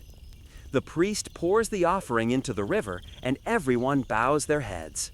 That the water will rise again. Not too high, not too low, just right. There's a quiet power in moments like this, a reminder that your life, your work, your every meal depend on something you can't control. It's humbling, but also freeing. You do your part, and the river does its own. That balance has kept Egypt alive longer than any king's reign. As the crowd disperses, you linger, looking at the faint reflection of the stars in the water. The current moves gently, steady and certain. You imagine the same stars reflected in this same river thousands of years ago, and thousands more yet to come. You smile faintly. Some things never change, you whisper to no one in particular. The night breeze stirs your hair. You can hear frogs calling from the reeds, rhythmic and calm. Behind you, the laughter of neighbors fades as families return home. You start walking too, your sandals crunching softly on the dry path. When you reach your house, you pause at the doorway, looking back toward the faint glimmer of the Nile. You realize how deeply it shapes every breath you take. The river isn't just your livelihood, it's your heartbeat, your calendar, your God, and your grave. Tomorrow you'll rise again with the sun, check the soil again, and listen for the murmur of the water. Because that's what you do. That's what everyone here has done, as long as anyone can remember. And as the warm night closes around you, you stretch out on your reed mat, the smell of fresh silt still clinging to your hands. Your eyes grow heavy, your body softening into rest. The Nile murmurs in the distance, ancient, eternal, and endlessly patient. Its rhythm matches your breathing. In, out. Flood, fall. Birth, death. The same cycle, forever repeating, as you drift off under the stars of another Egyptian night. The next morning, you wake to a softer light than yesterday, a kind of gentle gold spilling through the cracks of your mud brick walls. The air carries the faint chill of dawn, still lingering over the canals and fields, and you can hear the occasional caw of a heron as it rises from the reeds. The world is quiet, hushed in that sacred moment between night and labor, and for a few minutes you allow yourself to simply breathe, listening to the river's whisper through the reeds. Merritt is already moving about, filling clay jars with water and preparing breakfast. The rhythmic scrape of the quernstone reaches you, and you roll over with a soft sigh, stretching your arms. The children are still asleep, curled beneath worn mats, and their quiet breathing blends with the faint murmur of the village waking slowly. It's a rhythm older than you, older than the houses themselves. You rise and step outside, the ground cool beneath your bare feet. The sky is pale pink, touched by the first hints of blue, and the air carries the faint scent of damp earth and herbs drying in the sun. Somewhere in the distance, an ox bell jingles faintly, and the low, soft hum of other farmers beginning their day rises like a gentle tide. You take a deep breath, filling the air, fill your lungs with life. Breakfast is simple but sustaining. Warm bread, a bit of lentil stew, and a sip of sour beer. The children stir slowly, yawning and stretching as they sit cross-legged on the floor. Merritt scolds them lightly for taking too long to eat, but her tone is more playful than harsh. You smile at her, watching the small domestic dance, feeling the quiet happiness of it, the ordinary miracle of family and food and a safe home. By mid-morning, you step back into the fields. The Nile has receded a little further since yesterday, exposing more fertile land to work. The soil glows dark under the sun, and the early warmth presses lightly on your shoulders. You take up your hoe and begin the slow rhythm of turning the earth. Each stroke digs a line, each line a promise. The barley waits for you to prepare it properly, to be planted in straight rows that will one day bend under the weight of grain. Daddy appears at the edge of the field, already leading the oxen toward a patch that needs plowing. You nod at each other, a silent agreement. Today's work, like every day, must be done carefully. The oxen plod slowly, their hooves sinking into the soft mud, dragging the wooden plow that slices the earth with satisfying resistance. You can feel every vibration, every subtle give of the soil beneath you. It is both exhausting and oddly meditative, a quiet conversation with the land itself. A breeze rises, rustling the stalks already beginning to peek from the damp ground. You pause for a moment, wiping sweat from your brow, and watch the river glimmer far off in the distance.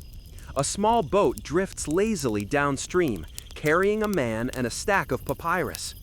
It seems incongruous, this tiny vessel against the vastness of the Nile and the expanse of the fields. You wonder where he's headed, whether he's thinking of home or business, or perhaps the gods themselves. Looks like rain might come early this year, Daddy mutters beside you, shading his eyes. Or maybe the gods are just showing off. Historians still argue, you reply, whether the Egyptians truly prayed for rain or just admired it when it came. He grins faintly and shakes his head. Whatever it is, let's hope it comes gentle. The rhythm of work resumes, digging, planting, dragging, and shifting.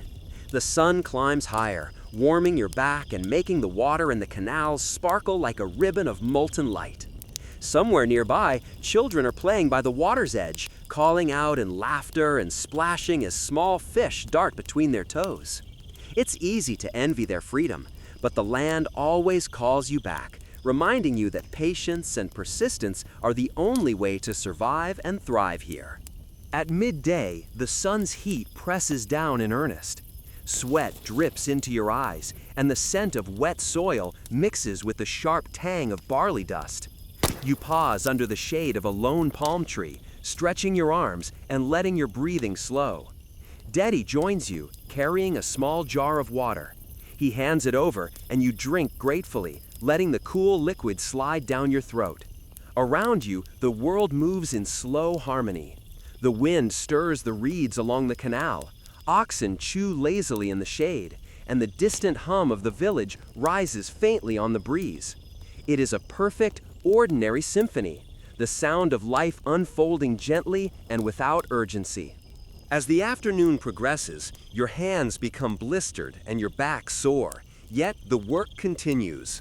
Each furrow you dig, each seed you plant, is an act of devotion, a partnership with the land that has sustained your family for generations. The sun begins to shift westward, casting long shadows that stretch across the fields. The temperature cools slightly, and the cicadas hum in a slower, more languid rhythm. You pause again by the canal, cupping your hands in the water and letting it flow over your skin. The river feels alive beneath your fingers, a reminder of the larger world beyond your fields. Somewhere, a heron lands gracefully, wings spreading wide, its reflection shimmering in the current. You watch it for a moment, marveling at the quiet grace of a creature that has existed here for centuries, untouched by time or toil. By evening, the work slows to a gentle cadence. You and Dady guide the oxen back toward the village, feeling the familiar ache of muscles worked hard but well. The fields are neatly lined, the soil ready to receive the seeds that will grow into the next season's harvest. There is satisfaction in this, a quiet pride that comes from knowing you have done your part, as your father did before you, and his father before him. The village glows softly in the fading light. Smoke curls from hearths, and the children run to greet you as you approach. Merritt meets you at the doorway, her hands flour-dusted, a small smile playing on her lips. Dinner awaits: lentils, bread, and a bit of salted fish, the familiar smells welcoming you home. You eat slowly, savoring each bite, aware of the rhythm of your day and the deep connection between work and sustenance. Outside, the first stars begin to shimmer over the Nile, reflecting in the calm waters of the canals.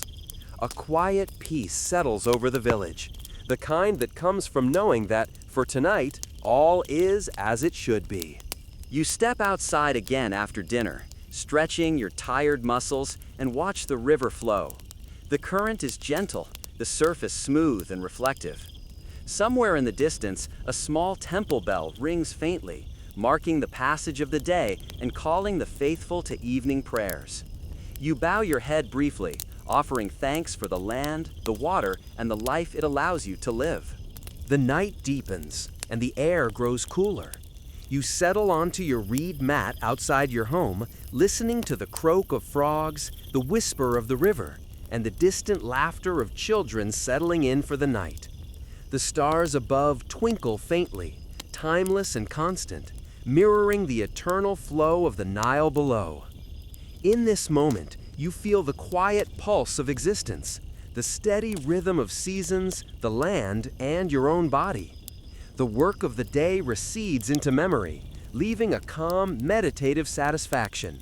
You close your eyes, the sounds of the village and the river lulling you into the slow, gentle rhythm of sleep.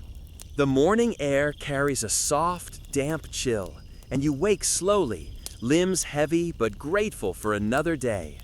Outside, the first streaks of sunlight touch the tops of the date palms, casting long, delicate shadows across the village. The faint scent of wet mud and fresh barley floats in, mixing with the low murmur of voices from neighbors already beginning their morning routines. Somewhere, a child laughs, and the sound rings pure and bright across the quiet. You sit up on your reed mat, rubbing the sleep from your eyes. Merritt is already at the cornstone, kneading yesterday's grain into flour. The familiar rhythmic grinding fills the space, a sound as comforting as any lullaby. You take a deep breath, inhaling the warmth of the room and the subtle tang of flour dust. Even in its simplicity, life here feels rich, sustained by small, constant acts of care. Stepping outside, the ground is cool beneath your feet, still retaining the overnight moisture. The canal near your house glistens faintly, reflecting the soft pink of dawn. You pause a moment, cupping water in your hands and letting it slide over your face. The chill jolts you awake, sharp and invigorating. You feel the pulse of the land through the soles of your feet and the tips of your fingers, as if the earth itself communicates its readiness for the day ahead. Breakfast is simple but essential. Flat loaves of barley bread, a handful of dried fish, and a sip of slightly sour beer. The children eat quietly, their movements slow with sleepiness, while Merritt moves between tasks with practiced efficiency. A few playful scoldings rise in their midst, spilled bread, dropped pieces of fish, but they are gentle, full of warmth. You smile faintly, savoring the ordinary rhythm of domestic life. By mid-morning, the village is fully awake. The air hums with activity. Women carrying water jars, oxen being guided to fields, men whispering about the river's level and the soil's readiness. You heft your hoe and join the labor, heading toward the plot that needs plowing.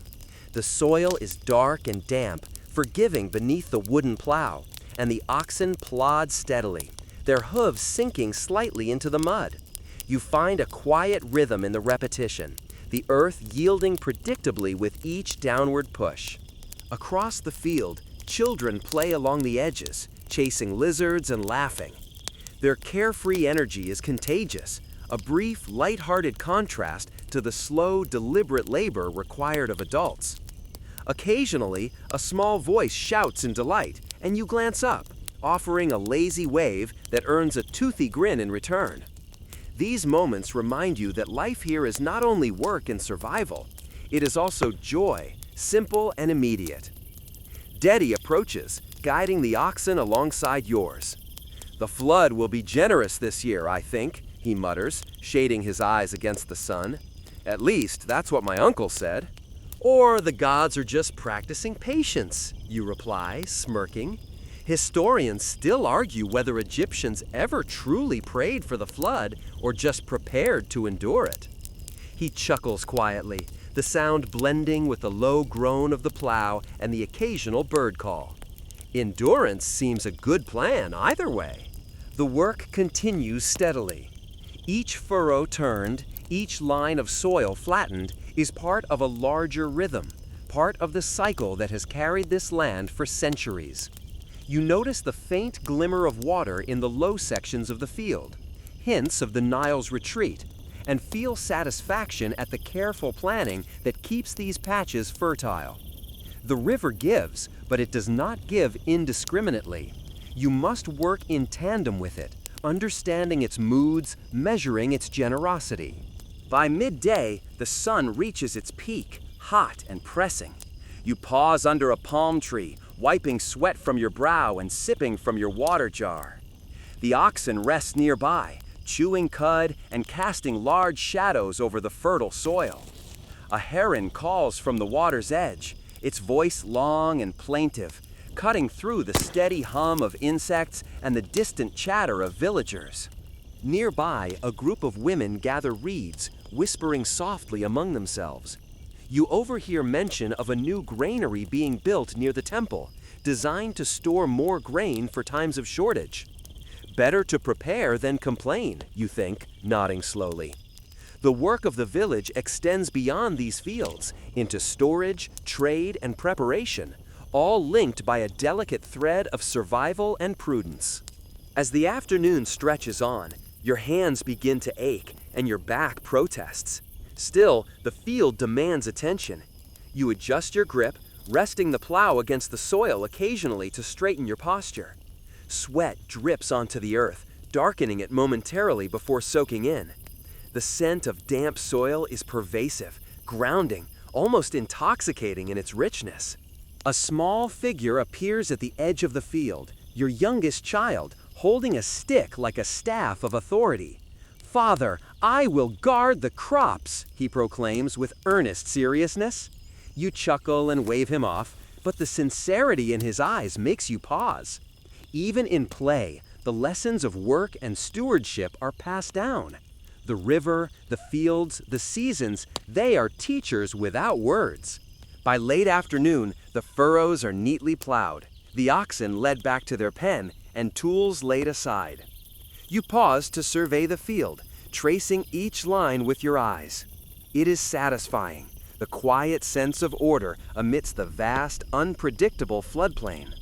Every day, your labor carves meaning into the land, shaping it to receive life.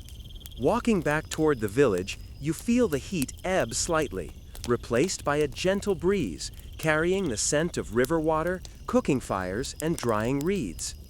Merritt is waiting at the doorway with a smile, her hands dusted with flour.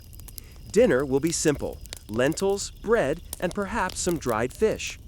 The aroma of bread baking already drifts from the oven, a familiar and comforting scent. As you settle onto your reed mat to eat, the children chatter around you, recounting small adventures and trivial triumphs.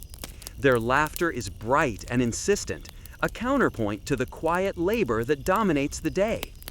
The firelight flickers across the walls, casting shadows that dance alongside their movements. Once the meal is finished, you step outside again, watching the sky darken into deep violet. Stars appear one by one, mirrored faintly in the calm waters of the Nile. Somewhere, a priest chants quietly at the temple, the sound carried on the breeze like a low, soothing pulse. You breathe in the night, feeling the same slow rhythm that has guided countless generations before you. The river flows steadily, endlessly, indifferent and nurturing at once. You lean against the doorway, the children chasing fireflies near the pen, and watch the familiar scene with quiet reverence. Life is simple, hard, and beautiful. Each day is a repetition of labor and care, yet within that repetition is a rhythm that feels almost sacred. You settle down on your mat beneath the stars, body tired but mind quiet. The hum of insects, the gentle lapping of water against the bank, and the soft breathing of your family all blend into a lullaby. You close your eyes, letting the day dissolve into night, carried away by the steady pulse of the Nile and the ancient, enduring rhythm of Egypt itself. Dawn comes quietly, like a secret the village has been keeping. You wake to a pale wash of light spilling through the small cracks in your mud brick walls, soft and almost imperceptible at first, then steadily brightening. The air carries that unique smell of earth and river after the night, cool and faintly sweet, as if the land itself has exhaled. Outside, you hear the low murmur of other villagers already moving, their footsteps soft against the packed dirt paths, mingled with the occasional caw of a bird or the clatter of a goat bell. Merritt is at the quornstone, grinding grain in long, steady strokes. The sound is familiar, soothing even, a gentle percussion that signals the start of the day. The children are stirring slowly, their soft whispers and stretching limbs blending with the morning hum. You rise carefully from your reed mat, muscles tight from yesterday's labor but warm from sleep. You take a deep breath, inhaling the smells of flour, smoke from nearby hearths, and the faint tang of wet mud from the riverbanks. Breakfast is simple but satisfying: flat loaves of barley bread, a small dish of lentils, and a bit of dried fish. The children eat quickly, shoving morsels into their mouths with small hands, while Merritt keeps a watchful eye, offering quiet guidance or playful scolding as needed. You eat slowly, savoring the flavors, the warmth of the food, and the shared presence of your family. Even in its simplicity, it feels abundant. By mid-morning, the village is alive with movement. Farmers lead oxen toward the fields, women carry water and bundles of reeds, and children weave between legs and tools, playing games with sticks or chasing small animals. The sound is familiar, reassuring, a rhythm older than you and older than the mud brick homes themselves. You take up your hoe and head toward the plot that needs tending today, feeling the familiar resistance of damp soil under the wooden plow. The river has receded slightly since yesterday, leaving behind dark, fertile soil. You work methodically, turning over clumps of earth, smoothing furrows, and preparing the field for the next planting. Daddy joins you, guiding his oxen alongside yours. The two of you move in silence for a while, letting the land set its own pace. Every furrow, every line of soil is part of a delicate balance. The work of survival, the dance with the Nile, the careful preparation for months to come. Looks like the flood was generous, Daddy mutters, shading his eyes. The waters left enough for all of us. Or the gods just decided to be kind this year, you reply. Historians still argue whether Egyptians prayed for the flood or merely learned to endure it. He laughs quietly. Either way, we make the best of it. The sun climbs higher, and the air warms, pressing against your back as you bend and lift, dig and plant. Sweat drips steadily, leaving streaks of dust and soil along your arms and face. The scent of damp earth and barley dust is pervasive, grounding, almost intoxicating in its simplicity. Somewhere in the distance, a heron lets out a plaintive call, the sound stretching across the field and mingling with the low hum of insects. By midday, the work slows as the sun reaches its peak.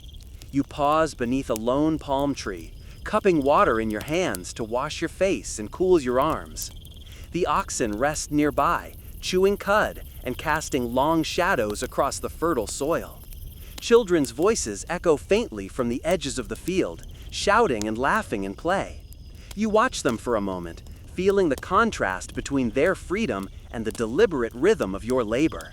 Later, you return to the house briefly to check on Merritt and the children. She is shaping small loaves from the morning's freshly ground flour, while the children play quietly on woven mats.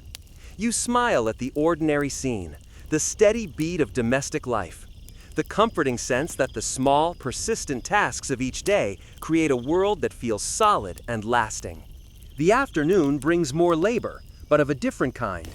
You repair a section of the fence around the goat's pen, weaving reeds tightly to patch holes and gaps. It is meticulous work, slow and precise, but necessary. A few goats watch you with mild interest, occasionally nuzzling the reeds as if to test your skill.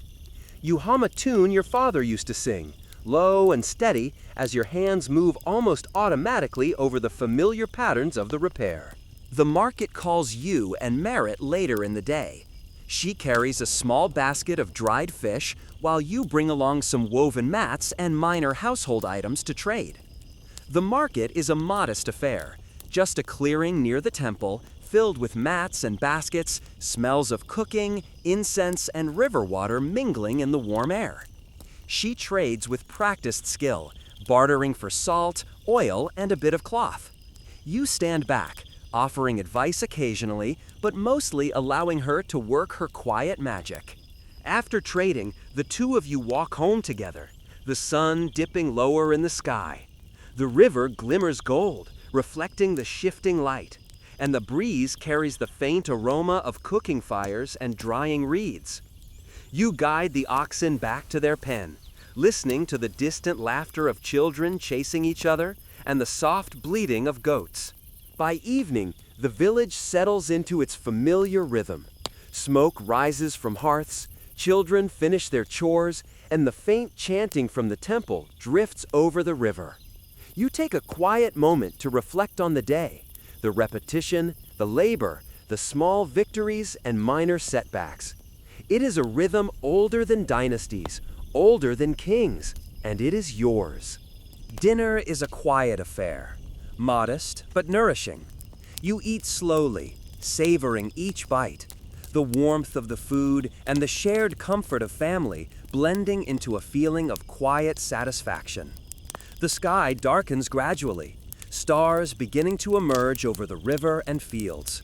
You step outside after the meal, taking in the calm, the gentle sounds of frogs in the reeds, the whisper of the Nile, the faint laughter of children settling down. As night deepens, you lie on your reed mat, listening to the river flow steadily, endlessly. The day's labor fades into memory, leaving a quiet contentment. The rhythm of the Nile, the seasons, and your own body lulls you towards sleep. The air is cool, the earth beneath you solid and grounding, and the distant stars above shimmer in quiet constancy.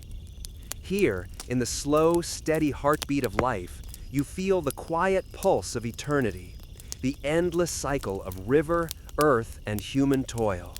The work, the river, the family, and the sky above all blend into one gentle, unbroken rhythm, and you let yourself drift into it, carried away by the ancient lullaby of Egypt itself.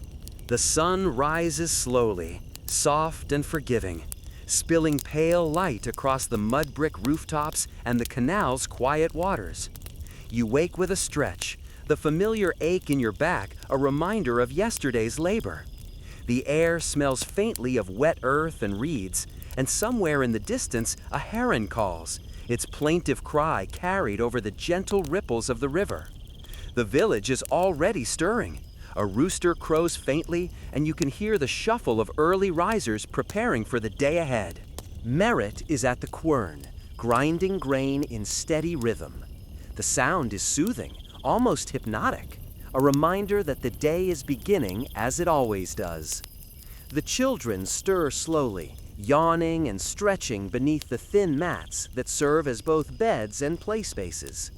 You rise carefully, savoring the momentary quiet before the day's labor resumes. Breakfast is simple: flat loaves of barley bread, lentils, and a small bit of dried fish. You eat slowly, appreciating the warmth and sustenance of the food, the comforting hum of family around you. Merritt directs the children to eat and finish quickly, offering gentle scolding that carries more humor than anger. The smell of fresh bread mingles with the faint tang of mud and river water, an aroma that is inseparable from life here. By mid-morning, the village is fully awake. Farmers guide oxen toward the fields, women carry water jars and bundles of reeds, and children dart between legs and tools, squealing in play. The air hums with the rhythm of labor, old as the river and persistent as the sun. You take up your hoe and move toward your field, feeling the familiar resistance of the damp, dark soil beneath your wooden plow. The Nile has receded further, leaving behind a layer of rich black silt that promises good growth for the barley. Each furrow you create is a small act of care, a line of trust laid down for the season ahead. You guide the oxen carefully, noting the subtle changes in the soil's texture, adjusting your weight to balance the plow. Deddy works alongside you, and the two of you fall into a quiet rhythm, exchanging few words, letting the land set its own pace. Occasionally, the children come to watch, their small voices carrying across the field. Your youngest holds a stick as if it were a sword, pretending to defend the crops from invisible invaders. You smile at him, and he grins back, eyes bright with mischief and innocence. The land, the river, the sun, they all shape his world now, and one day he will understand its rhythms as you do. By midday, the sun hangs high, warm and insistent. You pause under a palm tree, drinking from your water jar, letting the cool liquid soothe your throat and arms.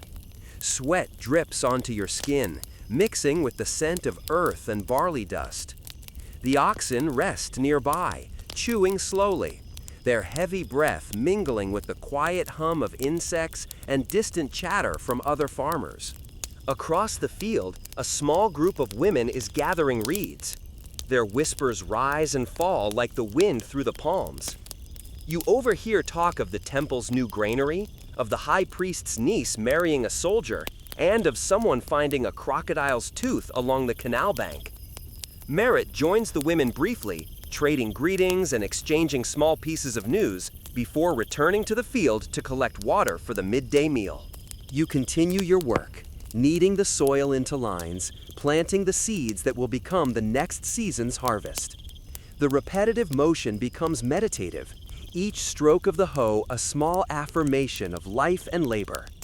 Historians still argue whether Egyptian farmers truly prayed for the river's flood or simply developed a patient understanding of its cycles. For you, it is both, a blend of hope, experience, and respect for forces far greater than yourself. By late afternoon, the field is neatly lined, the oxen led back toward the village, and your tools cleaned and stored. You pause for a moment, surveying your work. Each furrow tells a story of effort, patience, and anticipation. The land is quiet now, the promise of growth resting just beneath the surface, waiting for sun, rain, and care to coax it forward. Walking back toward the village, the air cools and the first birds begin their evening songs. Merritt waits near the doorway, smiling faintly, her hands dusted with flour from preparing the evening meal. The children run to meet you, their laughter echoing across the courtyard, chasing the soft shadows cast by the setting sun. Dinner is simple but nourishing: lentils, barley bread, and a small dish of dried fish. You eat slowly, savoring the quiet warmth of home, the gentle presence of family, and the knowledge that the labor of the day has been meaningful and well spent. After the meal, you step outside once more. The sky deepens into shades of violet and indigo, and the first stars begin to twinkle above the river. You listen to the soft hum of the village settling down for the night, the low murmur of insects, the distant croak of frogs, and the gentle rush of the Nile. Somewhere, a temple bell rings faintly, marking the passage of hours, a reminder of the continuity of life here, of the ancient rhythms that govern work, worship, and rest. You settle onto your reed mat outside, letting your body relax into the cool earth. The children chase fireflies nearby, their laughter fading gradually as night deepens. Merritt sits beside you, her presence a calm and steady anchor. The river glimmers faintly in the starlight, moving relentlessly, eternal and indifferent, yet nurturing and familiar. You think of the cycle of seasons, the endless rhythm of Achet, Peret, and Shemu. You think of the sun, the river, the land, and the generations who have worked it before you. Every furrow turned, every seed planted, every moment of quiet observation is part of a continuum that stretches far beyond your own life. There is a comfort in this, a profound reassurance that life, in its simplest, most honest form, endures. The night carries on, slow and deep. You feel the gentle pull of sleep as the sounds of the village and the river merge into a soothing hum. Your breathing matches the slow rhythm of the land, steady and calm. The stars above twinkle with quiet constancy, mirrored in the water's reflective surface. And as you drift toward sleep, you realize that this life, so ordinary, so repetitive, so humble, is rich beyond measure, filled with the quiet satisfaction of being alive, of laboring with care, and of resting in harmony with the eternal pulse of the Nile. Morning arrives gently, brushing pale light across the mud brick walls and the canals that glimmer faintly in the early sun. You wake to the subtle, familiar hum of the village, the soft shuffle of bare feet along dirt paths, the occasional bleat of a goat, the distant caw of a heron rising from the reeds. There's a quiet promise in this moment, a pause before the day's labor begins, as if the world itself is taking a breath. You stretch slowly, feeling the stiffness in your muscles loosen as you rise from your reed mat. Merritt is already at the cornstone, grinding yesterday's harvest into fine flour. The rhythmic scrape of stone against stone fills the room, a steady, soothing sound that signals the start of another day. The children stir beneath their thin mats, yawning and stretching, rubbing sleep from their eyes. You pause a moment to watch them, noting the gentle rise and fall of their small chests, the quiet innocence of youth before the world imposes its rhythm. Breakfast is ready shortly after, simple and sustaining.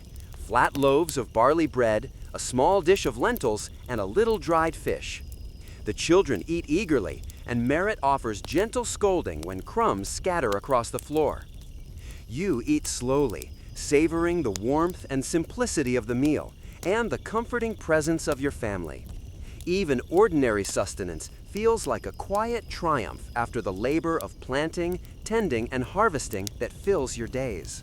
By mid-morning, the village is fully awake. The air hums with activity. Women carry water jars and bundles of reeds. Men guide oxen to the fields. And children weave between legs and tools, playing with sticks or chasing small lizards. You heft your hoe and step toward the field, feeling the familiar resistance of damp, fertile soil beneath the wooden plow. The oxen plod steadily alongside you, hooves sinking slightly into the earth as you guide the plow carefully along straight lines. The Nile has retreated further since yesterday, leaving behind a thick layer of rich silt that promises a good harvest.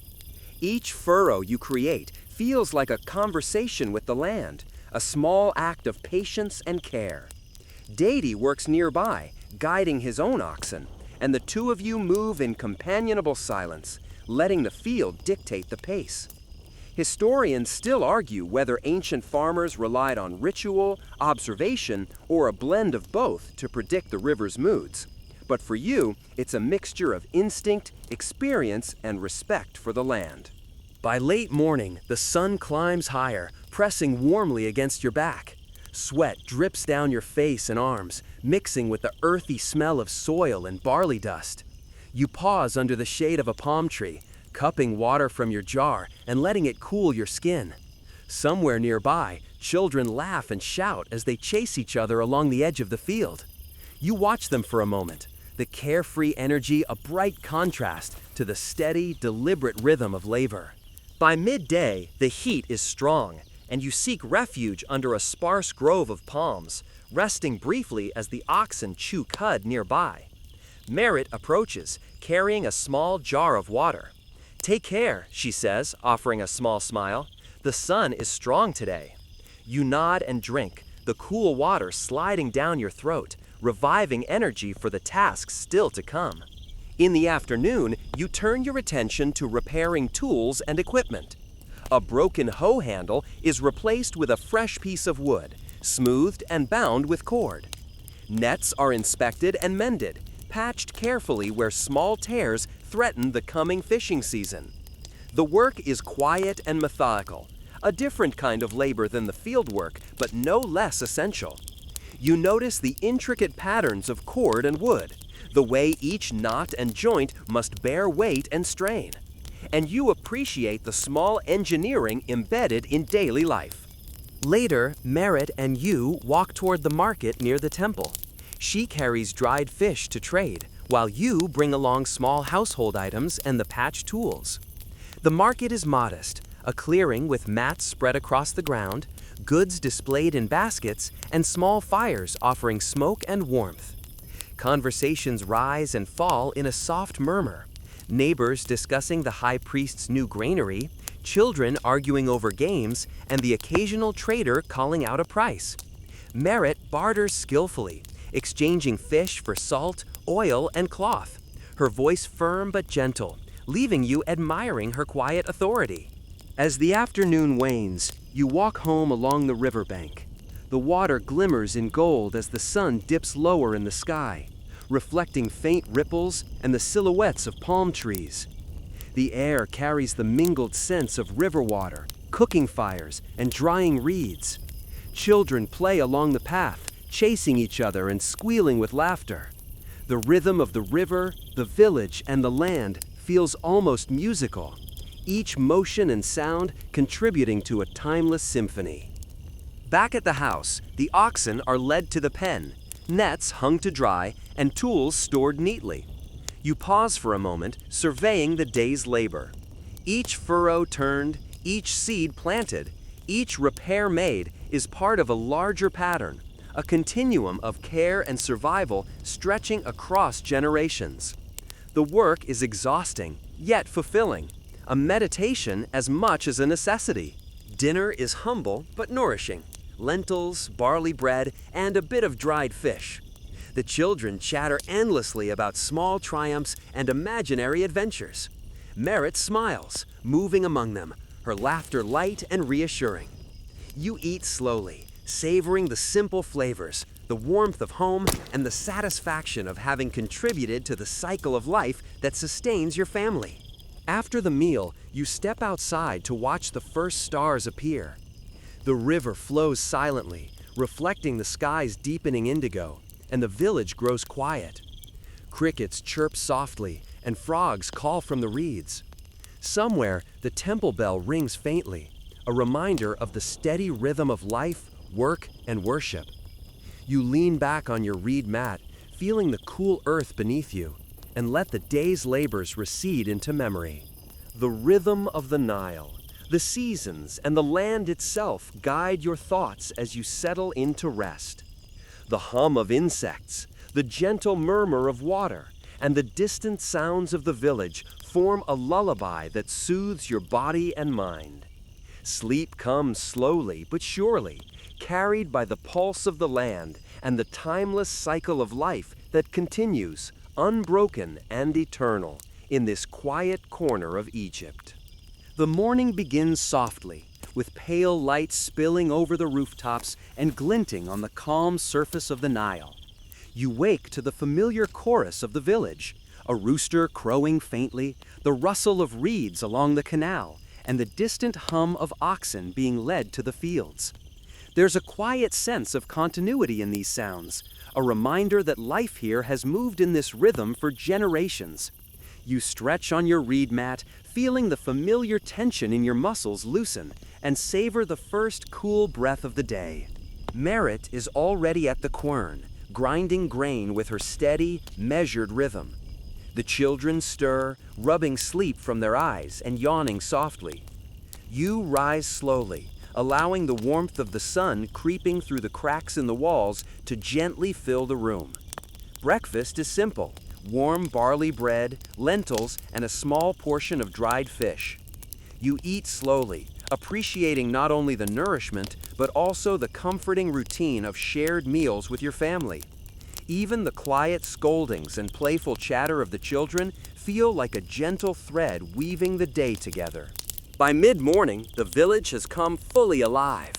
Women carry water and bundles of reeds, farmers guide oxen toward their plots, and children chase one another along the pathways, their laughter ringing across the fields. You take up your hoe and join the work in the furrows, feeling the damp, fertile soil give beneath the wooden plow. The oxen move steadily beside you, their rhythmic steps merging with your own, creating a slow, hypnotic cadence. Historians still argue whether ancient Egyptians relied more on ritual, observation, or a blend of both to predict the river's moods. For you, it is instinct, experience, and a deep respect for the land. The Nile has receded further, leaving behind dark silt perfect for planting. You press the seeds into neat rows, your hands moving in a practiced pattern, guiding life into the earth. Each furrow, each seed is a small act of faith, a promise to the land and to your family. Occasionally, a heron glides across the field, its reflection shimmering briefly in the water pooled in low sections. You watch it silently, appreciating the grace and patience it embodies, a living reminder that life moves steadily and purposefully when in tune with its rhythm. By midday, the sun presses warmly against your back, sweat dripping into the soil. You pause under a palm tree, cupping cool water in your hands and letting it slide over your face. The air is thick with the scent of earth, barley dust, and distant cooking fires. Children's voices carry faintly across the fields, and you can hear Merit calling to them gently, guiding them toward small tasks, teaching lessons of care and attention that extend beyond play. The afternoon brings quieter tasks. You mend a torn net, carefully tying knots and inspecting each section for weak points. It is meticulous work, but necessary, and the repetition soothes your mind. Somewhere nearby, a neighbor hums a tune while repairing a tool, and the sound blends with the soft rustle of reeds and the occasional bird call. Life feels deliberate, steady, and unhurried, a series of small, purposeful actions woven together in harmony. Later, you and Merritt walk toward the market near the temple. She carries dried fish, while you bring baskets of small household items. The market is lively but gentle, a place where bartering is not only about goods, but about the exchange of trust and community. Merchants call out softly, neighbors gossip quietly, and the children weave among the stalls in playful exploration. You trade a few goods for salt, oil, and cloth, each transaction reinforcing the bonds that make the village function as a single living organism. By evening, the fields are quiet again.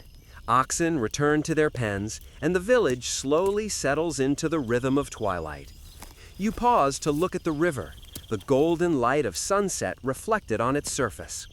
The air cools, carrying the scent of cooking fires and drying reeds. Dinner is humble: lentils, barley bread, and a small portion of fish. But the warmth of family and shared labor transforms it into something rich. You eat slowly, savoring the flavors and the soft glow of the hearth. Afterward, you step outside. The sky deepens into indigo, stars emerging in scattered brilliance. The river flows silently, a constant presence, reflective and eternal. You sit on your reed mat, listening to frogs calling from the reeds and the distant hum of insects. Somewhere, the temple bell rings faintly, marking the passage of time, its gentle resonance echoing across the fields. The day's labor, now complete, leaves a gentle ache in your muscles, but a profound satisfaction in your chest. Each furrow plowed, each seed planted, each task completed is part of a long, unbroken chain of life. The rhythm of the Nile, the seasons, and your own body blends into a slow, calming cadence, guiding your mind and spirit toward rest. The night stretches slowly, carrying with it the soft pulse of existence. The stars shimmer quietly above, mirrored in the calm waters of the river. In this stillness, you feel a deep connection to the generations who came before and to those who will follow. The work of today, like the river itself, flows steadily, carrying life forward in quiet continuity. You close your eyes on your reed mat, the cool earth grounding your body, the distant sounds of the village and river forming a lullaby. Your breathing matches the rhythm of the land, slow and deliberate. The world narrows to this gentle pulse, a calm harmony of labor, life, and time itself. The Nile whispers its ancient song, steady and eternal. The fields, the river, and your family breathe in quiet unity. You feel the weight of the day release from your shoulders, leaving only calm. Slowly, your mind drifts, carried on the gentle current of the river and the enduring rhythm of life. And as sleep envelops you, the last images are of fertile fields, soft reeds swaying in the evening breeze, and the endless shimmer of stars reflected in the water, a timeless lullaby sung by Egypt itself. Now, the day has fully folded into night. The sun's warmth fades, leaving a gentle coolness that brushes against your skin. The river murmurs softly in the distance, its endless flow a lullaby that carries away the weight of labor and thought. Your muscles relax, each ache dissolving into the quiet comfort of rest, and your breathing slows to match the gentle rhythm of the land. The village lies peaceful, homes quiet except for the occasional soft murmur of a child settling into sleep. In this calm, you can feel the steady pulse of generations, the farmers who came before, who shaped the soil and guided the river, whose hands are now carried in yours through every furrow and planted seed. It is a reminder that life moves slowly, deliberately, with care and patience, and that each day, no matter how ordinary, contributes to a rhythm that endures. Look around in your mind's eye. The dark, fertile soil, the swaying reeds, the glimmering river under a star-filled sky. Let these images soften and fade gently, carrying with them a sense of satisfaction and serenity.